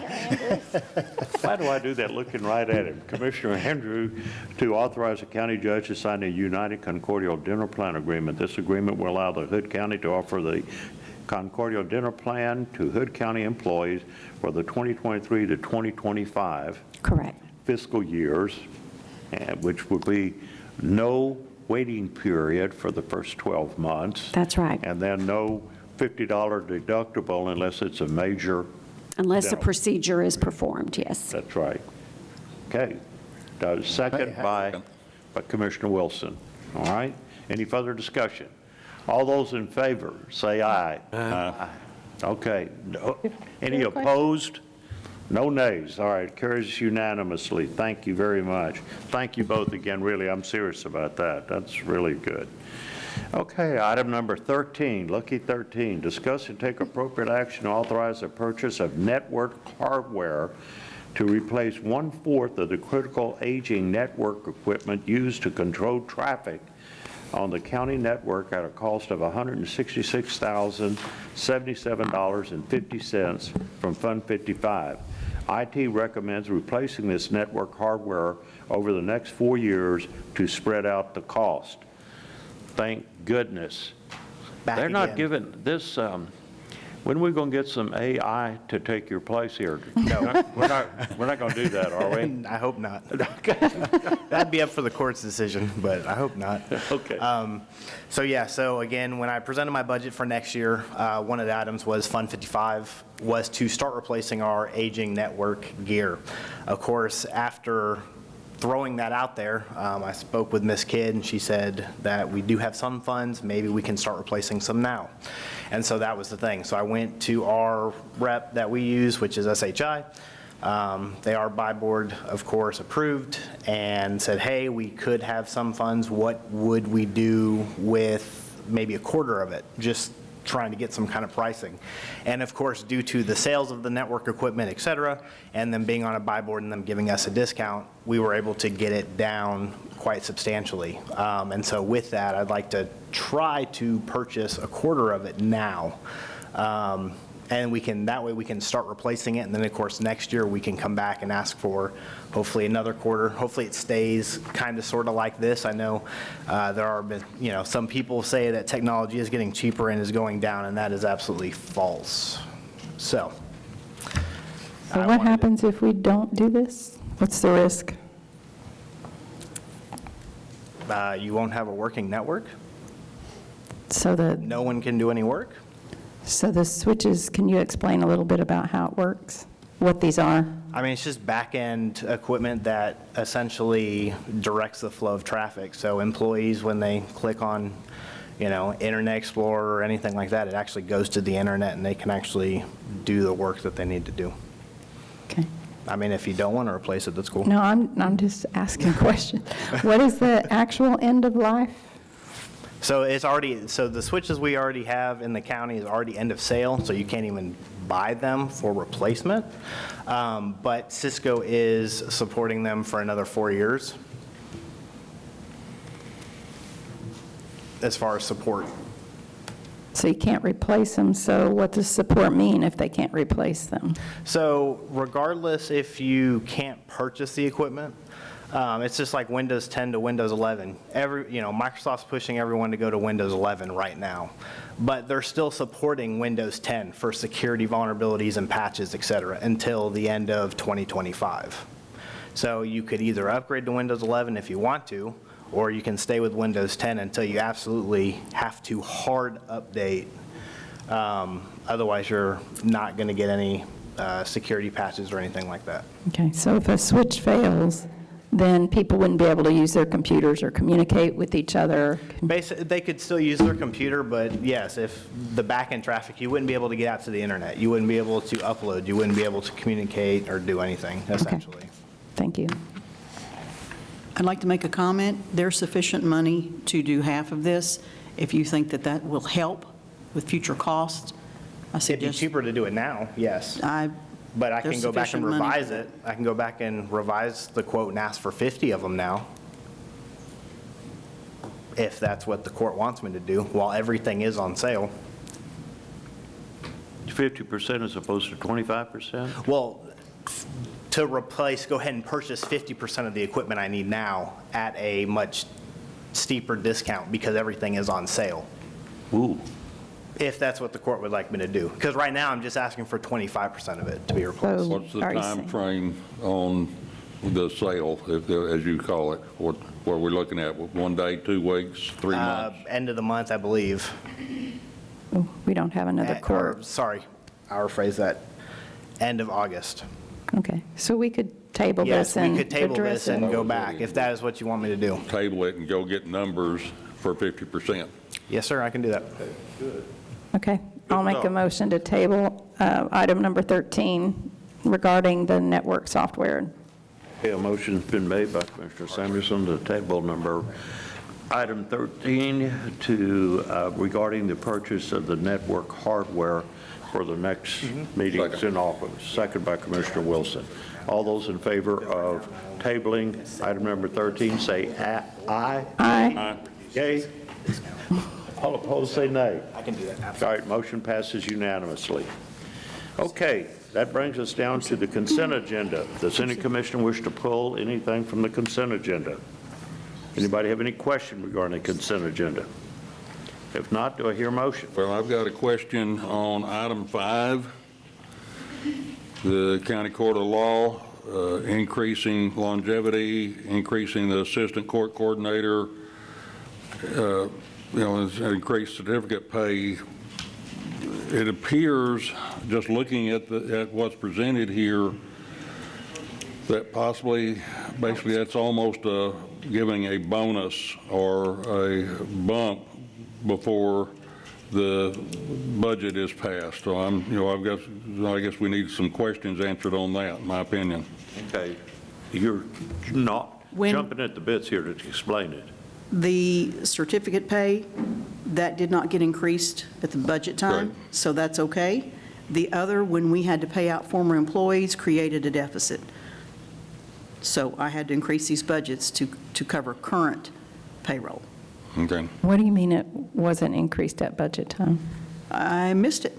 Last budget? Yes, well, I think they went up, I remember, Melissa's smiling because she knows that this was like a October thing. They increased certificate pay in the mid-year. If we pay this group has to get paid. I missed this one.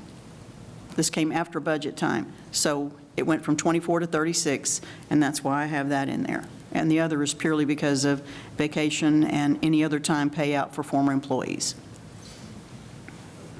Okay.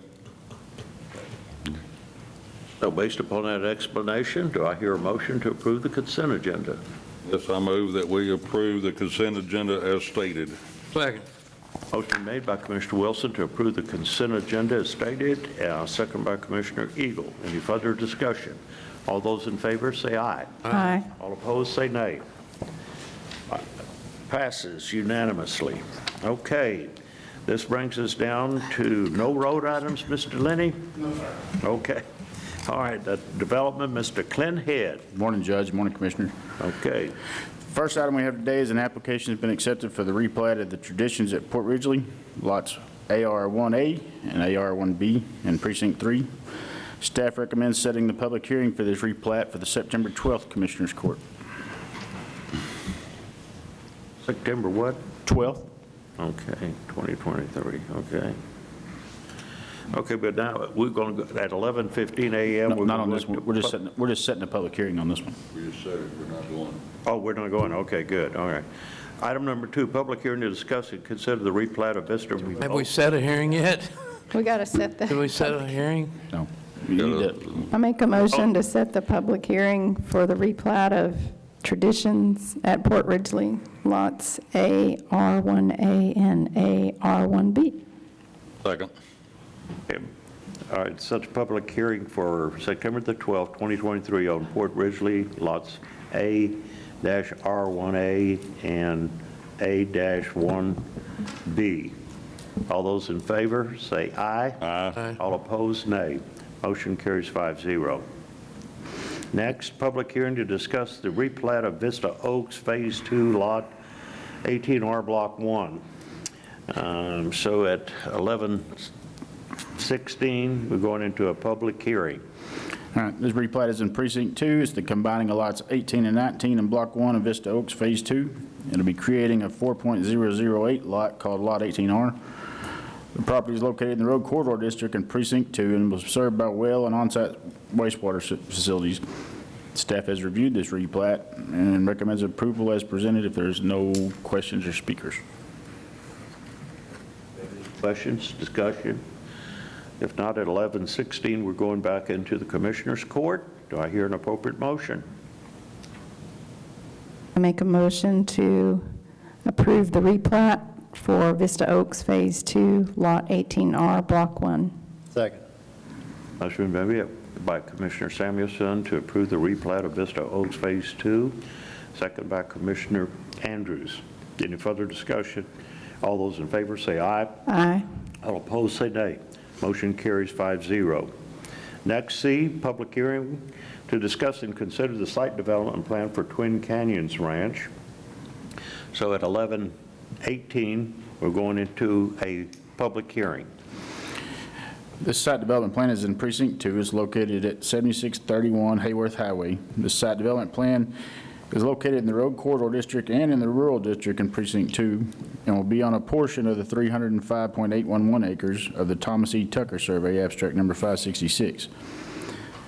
It will be served by well that has already started the process of becoming certified as public and on-site sewage facilities. There are no public streets proposed to be constructed with this site development plan, and it will access an existing state-maintained Hayworth Highway through an existing TxDOT permitted entry.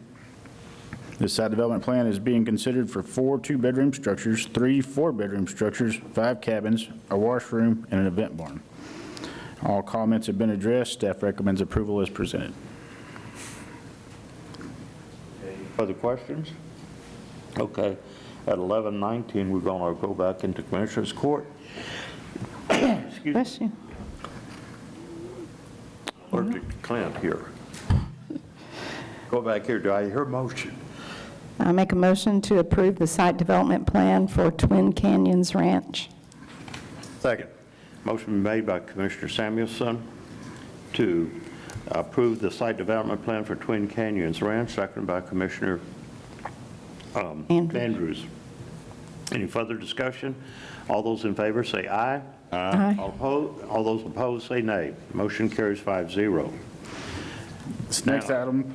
Item number D, receive update on the construction plans for 1862 Ranch. This item is just to update or let the court know that the construction plans for 1862 Ranch and Precinct 1 have been approved by engineering review and staff. This is being done prior to accepting the developer's agreement and considering the final plat, which is the next agenda item. There'll be no action needed on this item. It is done just to have on record that the plans were approved prior. Okay. All right. So the next item is E, discuss and consider accepting development's letter of agreement in the final plan of 1862 Ranch. Yes, sir. What do you got there? This is the final plat of 1862 Ranch and the developer's agreement. The concept plan for this project was approved by Commissioners Court at the October 26, 2021 Commissioners Court. The preliminary plat was approved at February 22nd, 2022 Commissioners Court. This property is located at 9421 Rocky Branch Highway in Lipan and proposes the final plat 11 single-family lots. This final plat is located in the Road Corridor District in Precinct 1, and it could be in the future served by Lipan Water, but the size to be served by wells, but should Lipan ever get the capacity to serve it, they have the ability to. The sewer service will be provided by on-site sewage facilities. This final plat proposes to construct 2,375 linear feet of private streets with 2 cul-de-sacs. The largest residential lot is 5.02 acres and the smallest is 2 acres. The developer has incorporated a resupply pond in the construction plans for fire protection as described in Section 2, Section 8.5. TxDOT approved the access permit for this final plat, or prior to the concept plan being submitted for this project. All comments have been addressed. Staff recommends accepting the developer's letter of agreement and approval of the final plat of 1862 Ranch as presented. Okay. Any questions, discussion? If not, do I hear a motion? Yeah, Judge, I'll make the motion to accept the developer's letter of agreement and the final plat of 1862 Ranch. Second. Okay, a motion been made by Commissioner Andrews to accept the developer's letter of agreement and the final plat of 1862 Ranch, second by Commissioner Eagle. Any further discussion? All those in favor say aye. Aye. All those opposed say nay. Motion carries unanimously 5-0.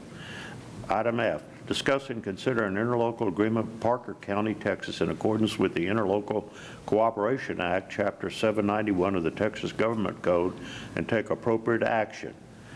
Yes, sir. We done one of these in 2021, I believe. I wrote interlocal for Cartwright Ranch, and they just took that one and revised it and resent it to me. But they're asking to do the interlocal agreement for the 97.309 acre subdivision being proposed in Parker County. 30.878 acres lie in Hood County. The subdivision the Hood County part of the subdivision only makes up a portion of the lots. It'd be kind of hard to imply our rules on just a portion of the lot. None of the public infrastructure being proposed lies in Hood County. This interlocal agreement is to allow Parker County to enforce their subdivision rules and regulations and on-site sewage facility permitting and regulations for the entire plat of the 30.878 acres that lies in Hood County. This interlocal agreement is only for this development of the final plat of Homestead Acres. If at any time 29.893 of Lot 11 is subdivided, then it should be considered for a new interlocal agreement or be approved by Hood County, depending on how it's subdivided, for a new interlocal, because a large portion of this lot is in Hood County. Okay. Do you want to amend that? Yeah, let's go ahead and put that. We talked about that and wanted to make an amendment to the interlocal that's in there to make sure that it went ahead and specified that this is for this platting for this subdivision only. If there's ever a future subdivision that occurs in that property, that would have to be resubmitted for, any infrastructure roads built in there or whatever else. So the additional language, we'd like to add an amendment to that says for this. Did you want to? I just want to know if y'all can swap the ones y'all have. Do what? He has the ones that are going to be signed, and you got the ones that are amended, right? He's got the new ones? I brought the. Does he have the new ones? Yeah, Okay. it's right here. Okay, so, You added an amendment? Yeah, with the amended language says, for this subdivision only, any future subdivision or replats of this area in Hood County shall come through Hood County or be considered in another interlocal agreement. That was my exact question, too, so thank you. Yeah, and I thought about it, and something happens 10, 20 years from now, none of us are around, there don't need to be questions, so we added it. Kevin wanted to add it, so we added it. okay. So it's for this amended interlocal agreement right here that I have in my hand, right? Yes. Okay. I would like to make a motion to approve the amended interlocal agreement with Parker County in accordance with the Interlocal Cooperation Act, Chapter 791 of the Texas Government Code. A motion is made by Commissioner Andrews for county judge to sign the the amended interlocal agreement with Parker County pursuant to the Interlocal Cooperation Act on here. Do I hear a second? Second. Second by Secundo. Commissioner Eagle. Any further discussion? All those in favor say aye. Aye. All opposed say nay. Thank you. Motion carries unanimously. Thank you, Mr. Head. Okay. This brings us to financial, Ms. Becky Kidd. And I know you're all glad to see me because I'm the last one on here. All right, for today, we have expenditures in the amount of $559,659.66. You've also been given a list of payments over $10,000. Does anyone have any questions? We've reviewed all these invoices and recommend payment. Do I hear a motion to pay the bills? I move that we pay the bills for July 1, 2023 through July 18, 2023 in the amount of $559,659.66. Second. Motion been made by Commissioner Wilson to pay the invoices from the period July 1st, 2023 through July 18, 2023 in the amount of $559,659.66, second by Commissioner Eagle. Any further discussion? All those in favor say aye. Aye. All opposed say nay. Motion carries 5-0. Next. Next are monthly reports. We've received these reports, we've reviewed them, and we ask that you accept them. Okay. Do I hear a motion to accept the financial reports? I'll make the motion to accept the reports as presented. Second. Motion made by Commissioner Samuelson to accept the financial reports as presented, second by Commissioner Andrews. Any further discussion? If not, all those in favor say aye. Aye. All opposed say nay. Motion carries unanimously 5-0. Next, item number 3, Ms. Kidd. Discuss and consider adoption of a resolution directing the redemption of a portion of Hood County's outstanding limited tax refunding bond series 2019 and enacting other provisions relating to the subject. We are making a payment with the reserve fund and debt service. This is part 1. Then we will get this paid. It's over $3 million. Paying down on our debt again. And we have to utilize the funds in this manner. In this manner? Yes, sir.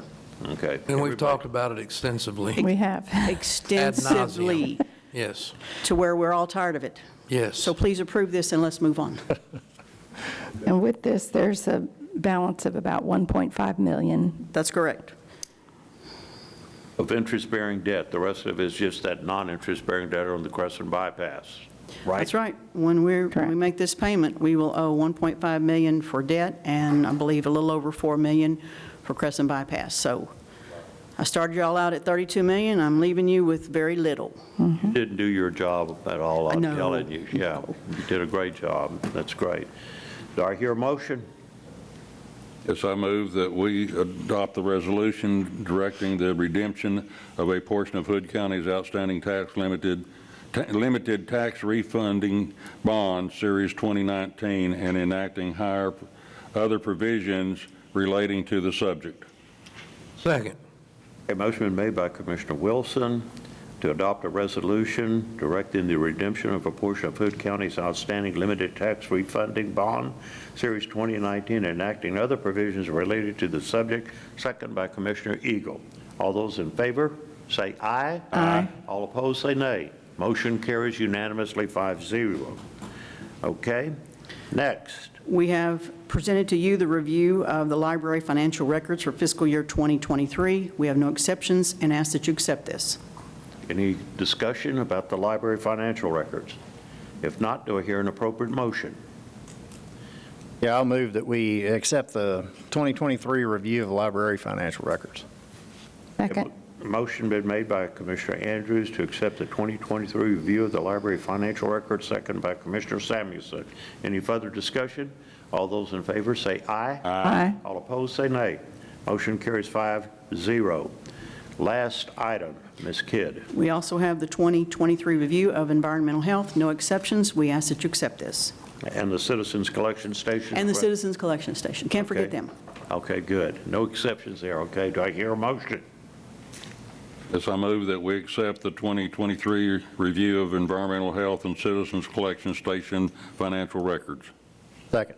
A motion been made by Commissioner Wilson to accept the 2023 review of the environmental health and Citizens Collection Station financial records, second by Commissioner Andrews. Any further discussion? All those in favor say aye. Aye. All opposed say nay. Good. You know what? I wish to extend our condolences to Commissioner Andrews, and because his wife's mother passed away, and he said that he had to be out of here at 11:30, and I assured him that I could conduct this meeting and end at 11:30, and I'd like everybody's attention to look at the clock right there, Right. okay? Good job. Thank you. Your wife our condolences. Thank you, will do. Okay, Thank you. this meeting is adjourned.